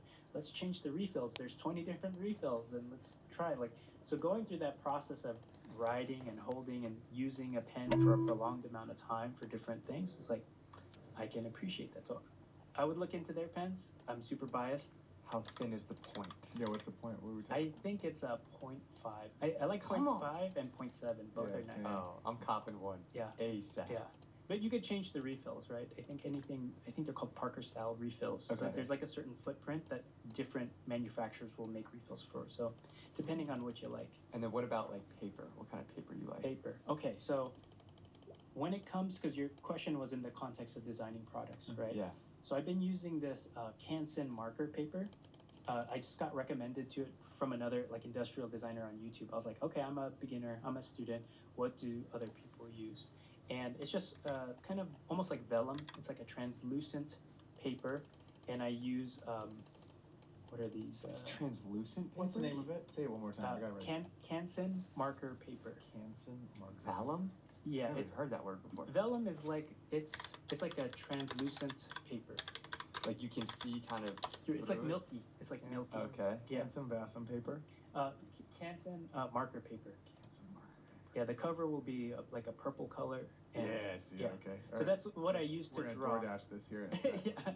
So Got that. that's the paper that I use to draw on, and then the markers I use are I forget the name right now, but it's a marker. I mostly draw with markers, and the reason why is because I'm a light sketcher, right? So when I use pencils, I'll draw really like hairline because I'm afraid of commitment for many things in my life. But when it comes to drawing, very much so. Like I'm not like a bold like. Sure. So, and with a pencil you can erase. With a marker, your force is a bold line coming right out of the marker, and you can't erase that. So I just learned to embrace that. It's like, okay, every stroke I just need to get better at drawing lines, drawing circles, and then if it's there, like how am I going to work within that? So it's just, I'm giving myself these constraints so I could get a little bit more confident and better with drawing and how I express the ideas. And I really enjoy working with that. There's something really fun about having this translucent marker paper where it's like, okay, this is permanent. If I want to do another iteration, you could, put it on top and you can kind of draw over your lines and just keep iterating that way. But I really love processing thoughts on paper. Yeah. Same. Yeah. What is that about? Like you write it down, it just feels so much better than typing it on a screen. I tried the or a iPad computer. thing, writing on the iPad, not the same. And I flipped Yeah, back. with the iPad Well, it's pencil. not the same. It's not sick. I completely went back to just regular pen and paper. I'm sure there's some science behind it. I don't know it in particular, but for me, I just connect with my ideas way more, and it sticks with me. Totally. Right? Yeah. A lot of times I take notes because I know it's just for retention. I might never review those notes again just because it's like, oh, it's already stuck here, and I can recall conversations and pull up the bullet points right here because I wrote it down, So I like that. I like analog tools a lot. Yeah. Yes. It's way better. Are they gonna be coming out again with the reusable paper? So you're talking about swipies. I think so. Yeah. Yeah. So on a couple of my videos, I use this like reusable paper. Looks so cool. Yeah, it's from this small brand called Swipies. I think for the longest time, they had a URL. They changed it. They didn't let me know, and then I just updated it on a lot of my links. Gotcha. But I mean, I haven't talked to them in a long time. Like I was talking to the founder for a little bit, but they kind of went silent. So I just assumed they had gone under because the URL wasn't working. And then somebody corrected it. They're like, hey, I found the link here and it's a different URL. It's like, oh, cool. And I get nothing from it. I just like, people ask about it all the time. So I was just like, go buy this thing. It's a small independent business. So Because your top down stuff on YouTube is so cool. Yeah. What do you use for the top down? It's just a C stand and then a R6 Mark II. Something that's really light. So And you use a C stand though? I use a C stand, and I just have that over. Use like a baby boom kind of situation? No, just a C stand. Just a C stand. C stand with an arm, and then there's just counter. Use a weights on it. magic arm or something? I forget what it's called. Is that the one with the knuckle at the end of it? I don't know. No, it's just like a standard Oh, C literally stand. just like we got right here. Just Yeah, a C stand. yeah, just Okay. like that. And then I just have an adapter, like a 1/4-inch adapter okay. to put the. Like a Camera. head, like a tripod kind of head. Yeah. Well, there's no tripod head. It just goes right into the camera. Oh. Yeah. Huh. Yeah. So it's just. Like 1/4-20 at the bottom. Yeah. Oh, yeah. I see. I've had Yes. one of those. Yeah, so it's straight. It can't adjust it. It's like once it's locked in there, then you just adjust it on the knuckle, like where. I see what the you're tilt, saying. Yeah. Wow, Yeah. interesting. So I try to keep it simple. It's just a nice overhead. But the reason why I do that is it was something that I adopted maybe a year and a half or 2 years ago on one of my videos because it's like, man, Bro, the Discord just got upgraded. When we hit 1,000, they sent me an email. right? It's like, how many times can I show myself working? Yo, they just sent me an email. After we hit 1,000, they sent me an email. Animation, even though that was my career for a long time, it's like it's a lot of labor to make something interesting animated. I'm like, what can I do to help articulate my ideas? They just sent me an visually email, y'all. stimulating and different from the B-roll that I normally shoot. Whiteboard. Bang. Yeah. We're And- big whiteboard guys in this house. yeah, it's fun. I mean, I got that from Chris. I like watching whenever he does his whiteboard sessions. I feel like, oh, I can connect with the idea better because you're kind of watching this human in front of you process their idea, then you're like following along, right? It's like a map. It's like, oh, then you went from here, and then you went to here, and then you went to here. And then there's like, this is natural animation right here, right? Like there's something True. visually stimulating because somebody is doing something, and it's almost like, it's like when you watch Bob Ross, you're slowly watching the image be revealed to you. And it's like, oh, by the end of this sequence, you have the answer. Yeah. That's so interesting. You've said before that you've wanted a job that you don't have to retire from. And is the thing you're doing right now, do you feel so creatively fulfilled by it at this moment that you feel like it wouldn't be something that you'd want to retire from? Yeah, if I can just keep making stuff, 100%. And luckily for the past 3 years since I've been running my solo practice, it's taken all kinds of directions that I did not expect, right? When I first quit at the future and I went on my own, 2 different people hit me up. The first one was GroveMate. They're like, hey, do you want to design a product with us? And that took me down a path of industrial design, which I was not planning. And the other thing too is a company called Webflow. They hit me up. They're like, hey, do you want to be a documentary director for the series we're doing? I'm like, I'm not a director for documentaries, but okay. And so both of those things were just interesting new opportunities for me to, one, improve and work on my storytelling, which is why I took on that documentary gig, and then work on products because it's something new. And that was my whole goal when I quit. It's like I'm at my creative prime. Of all this. All right, y'all. I just finished and 1, 2, 3, 4, 5, 6 If I clients. stay here, I'm always going to be serving. Tomorrow I have 1, 2, 3, 4, 5 What if I go clients. on my own? I have 5 clients left for tomorrow to finish. Those were 2 examples of like, wow, this So we snap. allowed me to explore things that I did not know I even wanted to do. I think I'm about to close up. Let me If you see. could go back and talk to your 18-year-old self, you wouldn't change the journey. But if you could just like have a conversation with your younger self and bestow some piece of advice to your younger self, what would you say? I would only ask questions, not give advice. And the questions would mostly be, why are you doing this thing? And then ask why again. I think that was something that was very powerful for me as I developed these last few years, the past decade really. It's just understanding, why are you doing the We thing? locked in, man. All right, y'all. I'm Right? about I to shared the close. I'm story about to earlier get about some the sleep. interns. I was like, Should I why edit do tonight? that? I'm about to take my ass to sleep. D, Ridiculous. what the fuck? We hit 1,000, bro. You're late as a bitch. Like, why are you doing that? And part of this I got from my wife. I was working on a video. Bro, we hit 1K. And We on the road to then, 10K you know, now. I was like, oh, what if I do this or what if I do that? It's just like We on the road to why? 10K now. And at first, it's like, oh, like why are you being so negative? Like We I hit just wanna 1K. make Now we on the road to something. 10K. And then I think the reason why I felt that way is because I didn't have a good answer. It's like, wait a minute. We on the why road to am I doing this? 10K. I got caught up in something. Maybe something I watched, something else influenced me, or you know, it's something I think is going to be a banger or whatever it is. It's just like it pulled me in a way, but I didn't have a good answer to why I'm doing it. Now I ask myself why all the time. So when I'm doing something, it's like, why are you doing this? What are you hoping to get out of it? Why? And so that's what I would ask my Da female da self da if I had da a da da. conversation, Why? like, why are you doing Why?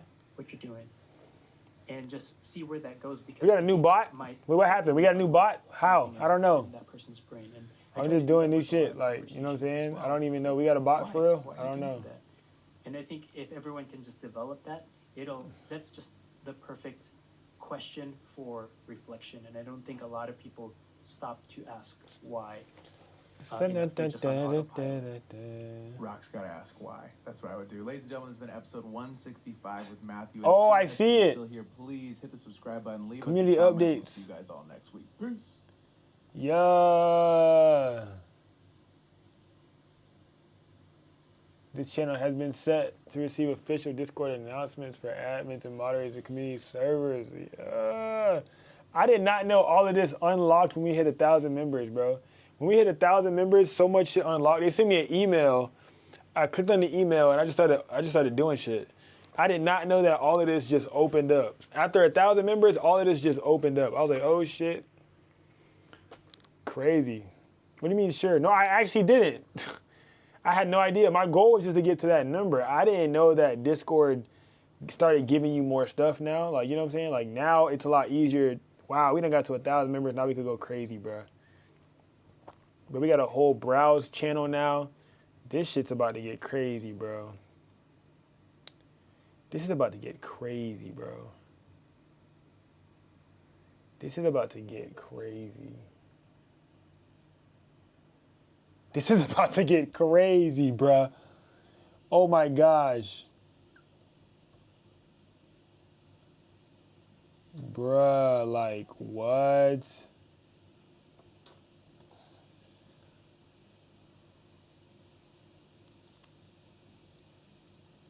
Bro, this is actually crazy. Bro, I can view everybody staying in mod mode now. Like I can see everyone's. Yo, this is like Everything just opened up. I can see so much more in the Discord now. Oh my gosh, we're about to get surgical, bro. I did not know that all of this stuff starts unlocking, bro. I did not know all of this starts unlocking. I can see how long everybody joined. Like somebody joined 24 minutes ago, somebody joined an hour ago. I can filter how long people have been in 2 hours ago. Bro, I can filter how long ago people have joined. Bro, like what? I can see everybody all at once. Bro, Sham's been a member for 10 months. D's been a member for 11 months. Oh, D really a OG for real. D been a member for 11 months, bro. 11 months. Let's see.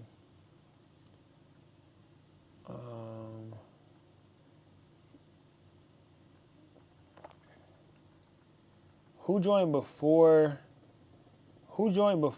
April? I need to see who joined before April. Wait, hold on. When was let me see something real quick. I don't even know when the hell this server was established. I just know that we lit. 11 months key. I need to see how long is the server. How long is the server? We got 1,001 members, bro. Guys, what the bro, we're overly lit, bro. And we're a community server. Like, we're verified as a community now. We just got verified as a community. We're verified on Discord. How do you get verified? Bro, we're verified on Discord. Bro, oh my goodness. We just got verified on Discord. Like, oh my goodness. We just got verified on Discord. Like, how does that even happen? We are now seen as an official community.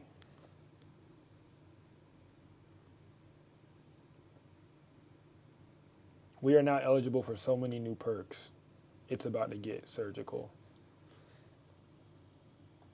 Bro, this is crazy. Bro, what the fuck?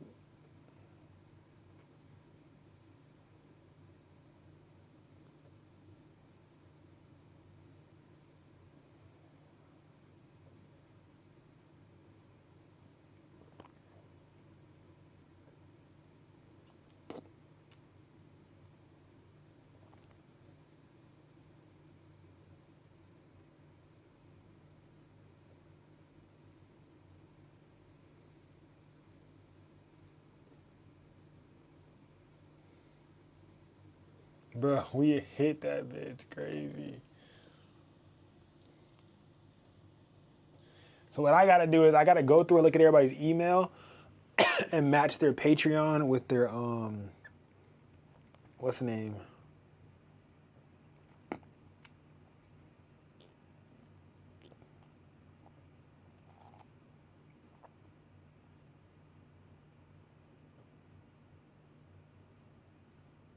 What'd you say on YouTube Live?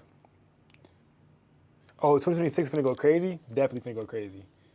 Overly finna go crazy. 2026 finna be overly crazy.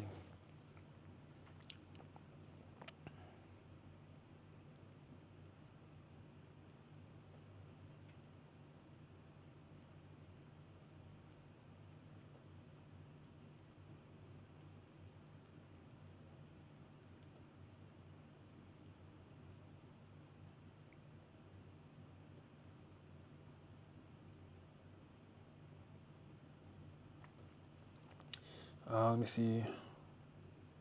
I'm gonna help you and then I'm gonna take my ass to sleep. All right, Kenny said I was using the wrong button. Is there a video on Patreon or how to do this? Can one of y'all help? Wait, how to do what? Wait, what are you trying to do? Wait, what are you trying to do? What are we doing right now? Hold on, let me see. Clone stamp. Okay, what's his question? I don't know how to do that. I just undo and save the file. Wait, what are you talking about right now? Hold on. What was Kenny's initial question? I've tried to use this content aware move tool and can't get the patch to work for some reason. Content aware move? Oh, patch tool? Talking about patch? Talking about patch, right? You talking about patch tool? Trying to get rid of the hair. Oh, okay. So what you could do is, let me try to like match what you're doing. So you used, trying to get rid of what, the lace? You talking about the hair, like as in, like which part? The hair, this part of the hair, like these stray hairs? The stray hairs, or are you talking about lace? I mean, her lace looks good right now. I feel like you did a really good job. If you did it already, like I feel like you did a really good job, I ain't gonna lie. Sometimes you don't overthink it too, you guys. Don't beat up yourself, overthink it.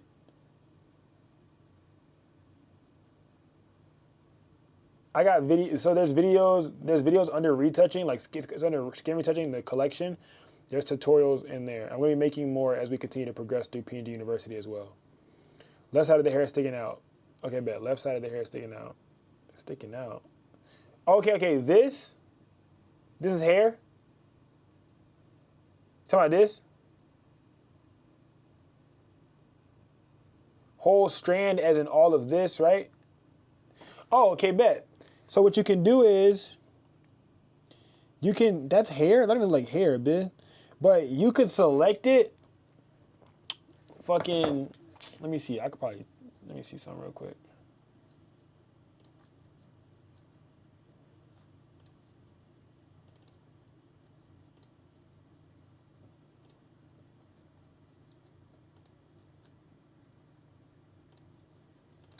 Kenny, this is how you know I love you, bro.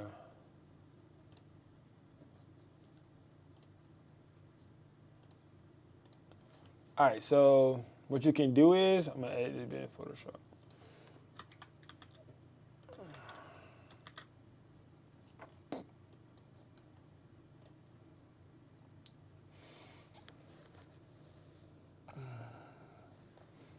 So I'm gonna go Command J, make 2 layers.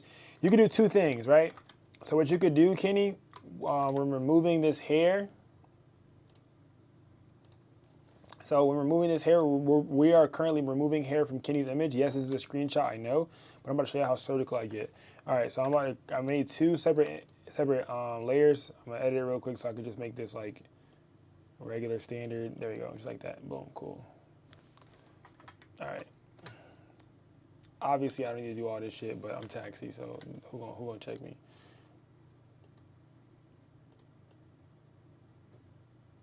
All right, hold on, wait a minute. Give me a moment. Just give me a minute. All right. So you can do 1 or 2 things. What you can do is, first thing that you can do is, you can make a new layer, Command J, right? You can go select subject. It's gonna select her. You see how it selected her right there? And now you can hit mask, just like that. And you can go to that back layer. And then now you can get your clone stamp tool. And you can hold Option, just like so, and match it up and get as close as possible to the hair to get it gone. So you're on that bottom layer right now, right? We're at low opacity and we're just getting all of this gone. You see it? So we're doing it bit by bit because I've already selected her. So she's already on a whole new layer. You see? She's already on a whole new layer. You get what I'm saying? So it's selected, if I move her right now, it selected all of this of her. You know what I'm saying? So it's already cut where it wants it to be at. So now all you gotta do is smooth this lower part of her, smooth the under part of her. Not smooth, but like, spot heal basically. But cover over it, boom, do all of that. She's already pulled away from the background, so it doesn't really matter. You can do all of that. And then if I see that this part right here on her hair is still inside of the mask, right? J twice, then clone stamp. Yeah, Command J, Command J. So you guys see how this part of her hair is still on there? I want to get that gone. I'm going to go ahead and put her back where she was at. The part that I want to get going is this right here. I see that that's still in the mask. So I'm going to go ahead and go to the mask. I'm going to select this part. I'm recording this right now, so I'm about to post it too. I'm recording this clip right now just for you, Kenny. And I'm going to go ahead and press this right here. And I'm going to go to my brush. I'm going to change the color to black. I'm going to make sure it's black. I'm going to color right on top of this little part that I wanted to select. So now everything just got masked out. Command 0 to zoom out. And if you see before, I'm going to show you before, after, before, after, before, after. That's one way to do it, right? That's one way. This is one way. All right, y'all got that one? So now I'm about to show y'all the second way. I'm gonna delete these two on top. I'm recording this for you guys. I'm gonna go Command J again. Make sure I have 2 layers. I wanna make sure that I have 2 layer copies. I'm gonna get rid of this little part right here because this is how I edit. Yes, I'm editing a screenshot. This is, you know, this is me showing y'all, because if it's a real image that you're doing, yours is gonna come out way better quality because yours is not a screenshot. I'm editing a screenshot to just teach y'all some shit. What you could do also is you could use the magic, this little magic looking tool. You could use this and select all of this and see what this does also. You can do this as well. This sometimes works. It's like kind of hit or miss. I usually try to do this first, and if this doesn't work, I'll go Command Z and then try everything else. So this could potentially work. Sometimes it does, sometimes it doesn't. It's a hit or miss.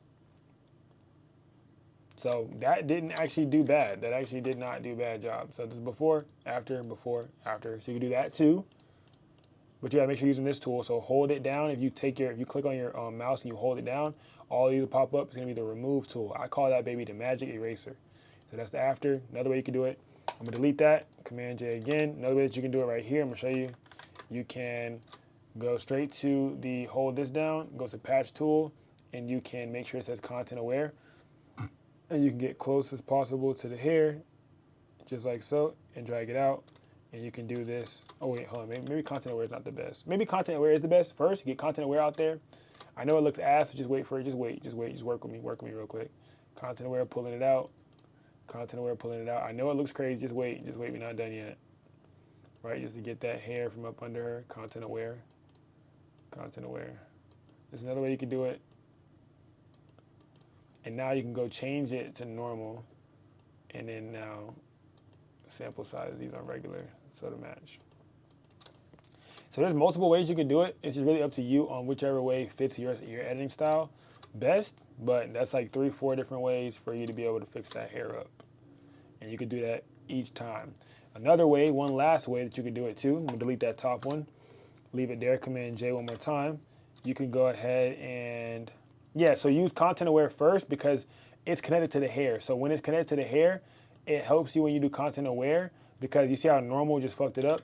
If you go to content aware though, it will do its best to help fix the hair how it sees fit.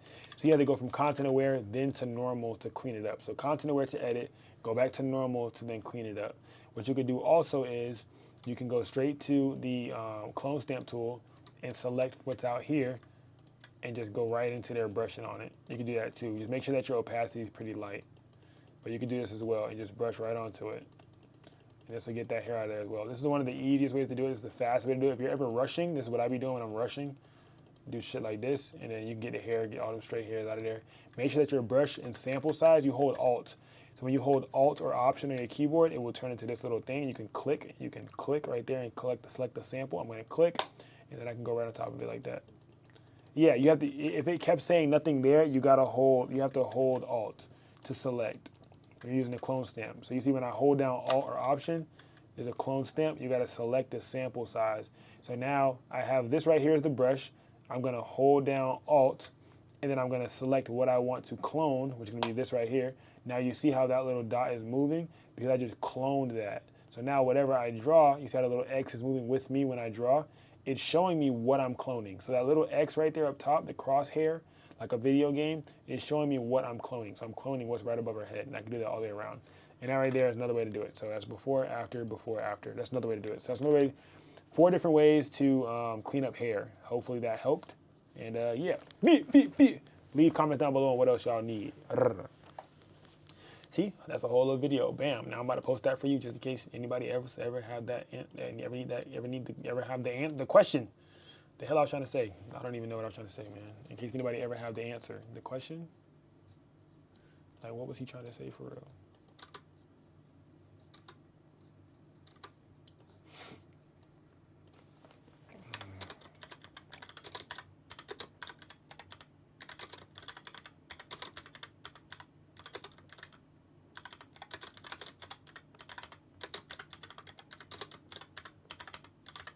All right, y'all, I need to take my ass to sleep because I got to go pick some shit up tomorrow early. So, yeah. I got a package in, though, y'all. I want to do an unboxing. I got a few packages in. So, I got this. I'm about to show y'all some shit real quick. I got this in the mail. Then I got a new microphone that this company sent me in the mail for streaming. They said that they want to invest into our streaming quality. So hopefully this makes the streams better. Another mic. I hope that this is really cool. It's a gaming mic with RGB lights and dual USB connections and 3 audio input controls. So hopefully this is cool.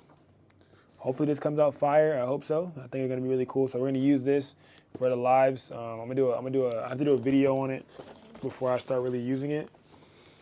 We'll do an unboxing video on it. And then I also have this right here. I'm gonna try out from PGY.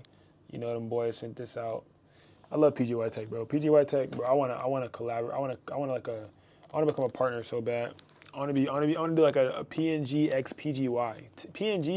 Taxi PNG X PGY Tech will be so hard. Like, they don't know that the world wants that. Like, the world needs that. You know, they crave that. You know, they want that. You know what I'm saying? So, yeah, they crave that. They want that. They need that.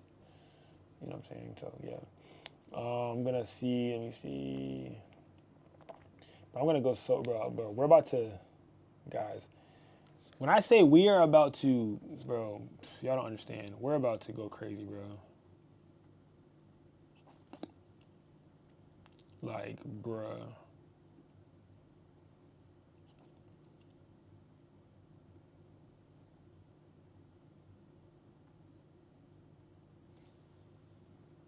Let me see.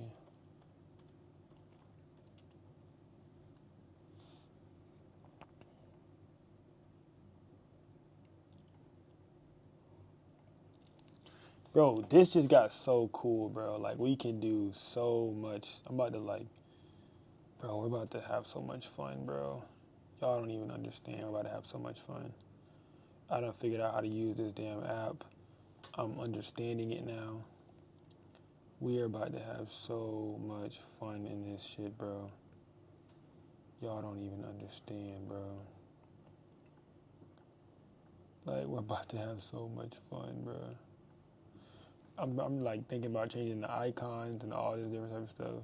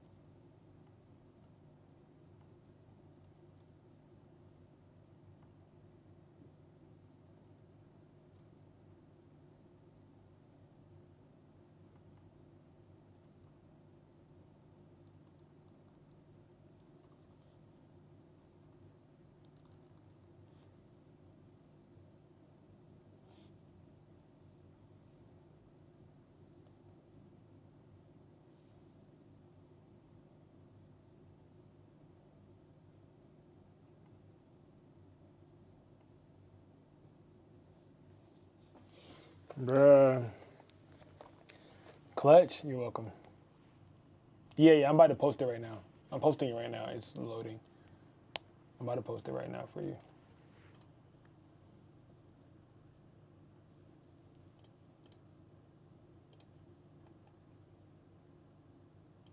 You are in the Patreon, right? I'm about to post that bit right now.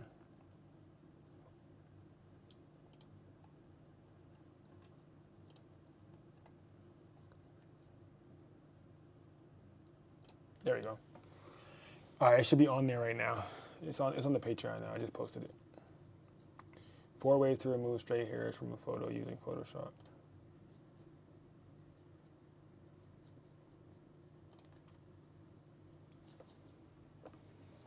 Yeah, I just posted it.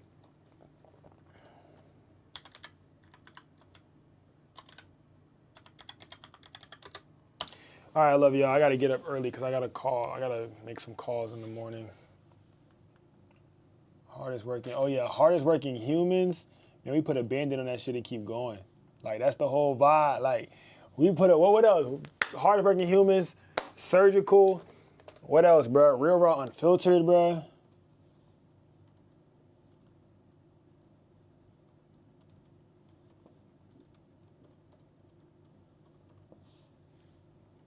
Real raw, unfiltered.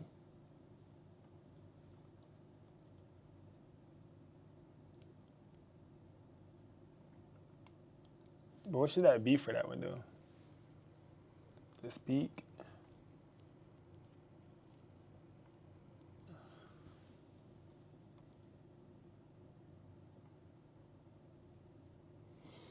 Hardworking humans, real raw, bro. Bro, we're so lit, gang.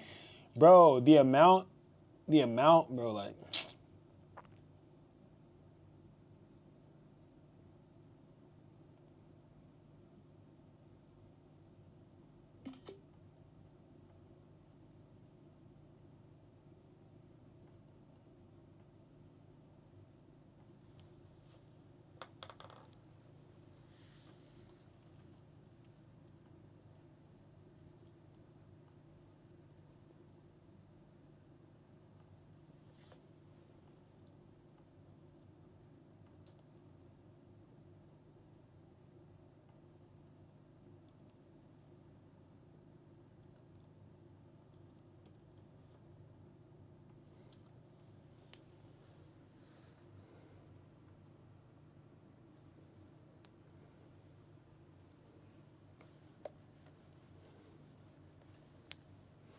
Oh yeah, let me take my ass to sleep, for real, for real.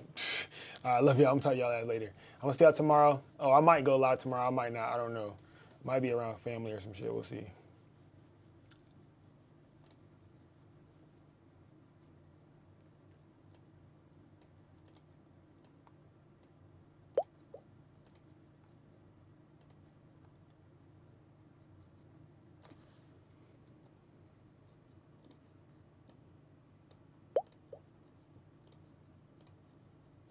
All right.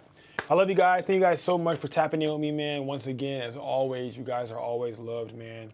You guys are really, really like, y'all are one of them ones, you know what I'm saying? Y'all are one of them ones. Like, there's no one that can compare to PNGK, man. No one that can compare to PGK, man. I'm trying to see if I got something for y'all. Let me see. Do I got something?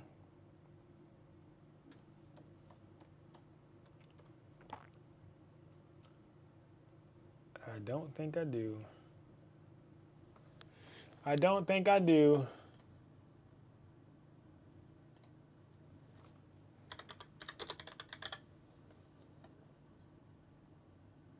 Do I?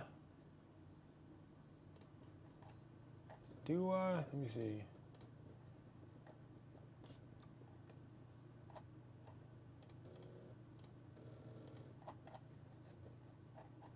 I don't think I do. Oh, no, I don't. It's definitely not on here. Let me see.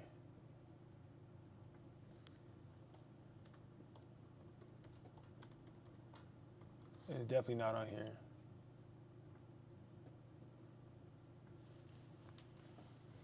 It's on here, though. Let me see. It's on here, though. Please give me your advice before you go. Oh, the link's in the bio. Go to the link in my bio. Link in the bio. Go to the link in my bio. We're texting in there right now. It's a group chat. We're all in a group chat. If you want some help on anything, literally whatever you want, whatever you need, the link's in the bio. Bet you're welcome. That's what, like, if you're like, where the hell are you looking at? That's what I'm looking at. I'm talking to them right now. I'm trying to get y'all something before I leave, bro, but I don't know this big. I don't know if it's gonna load up or not. I don't think it's gonna load. It might not load. Okay, the way this been moving, I don't see this loading. I don't see this loading, bro. Yeah, I'm about to go to sleep too. Taxi to go. Appreciate you, bro. I appreciate you, bro. Man, I don't, hold, let me see, bro.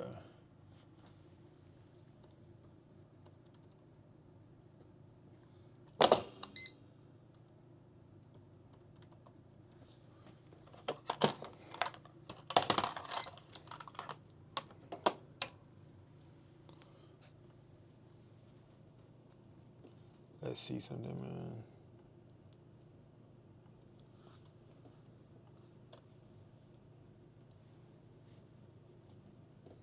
Oh, it's right here. Never mind. All right, let me see.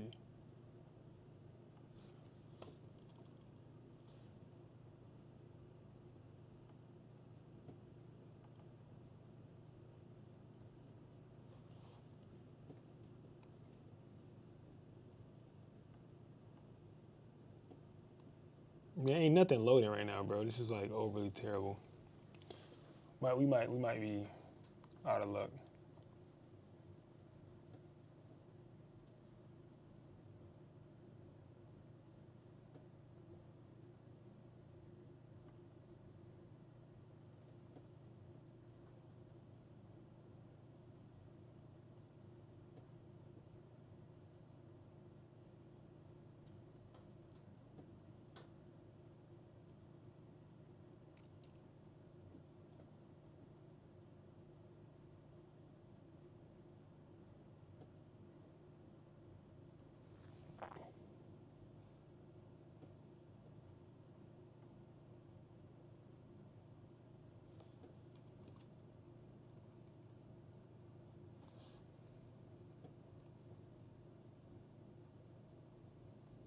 Bro, I can't find it, bro. That shit dead.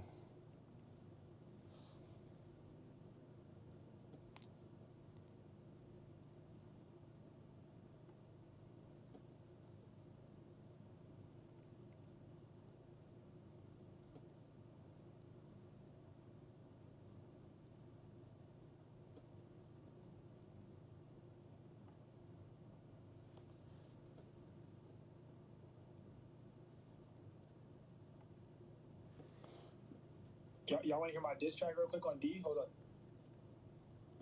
Can't find it.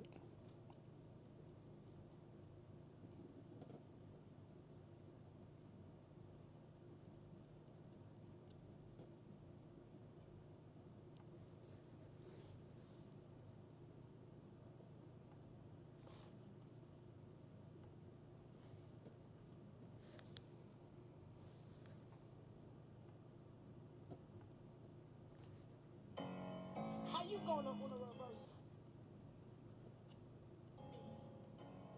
Like, how you do that, dog?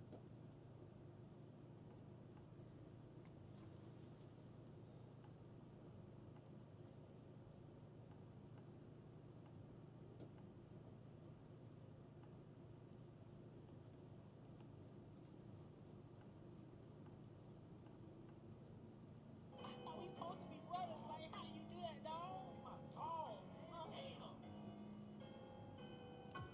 How you gonna reverse me? Why can't you also be my dog, but you wanna reverse me? Like, yeah.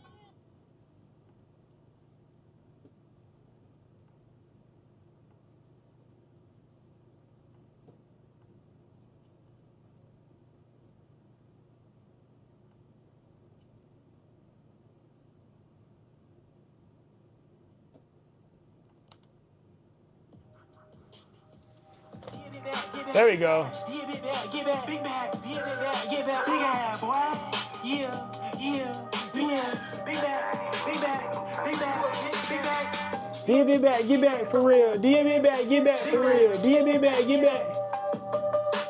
Big ass back. Big ass back. Big ass back. Big ass back. Get back for real. Ass back. Big ass back. Bro, shut up, bro. You be back. You be back. Get back. Always, always, you'll be back.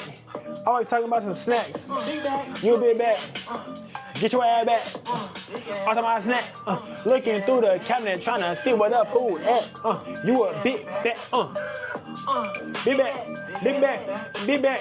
You be back, get back for real. You be back, get back for real.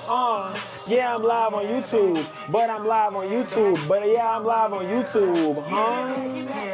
Yeah, I'm live with the guys. PNG, yeah, that's familiar. Yeah, we are catching vibes.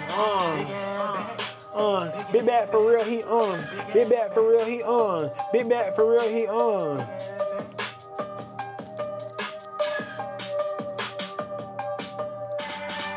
D, you a big bag. Always talking about snacks. Like, how you talk and eat at the same time? Big bag, get back, big bag, big bag, stay back, get back, stay back, get back. Big bag, stay back, get back, big bag. Stay back, big bag. All right, I love y'all, man. I'll talk to y'all later, bro. I love y'all so much.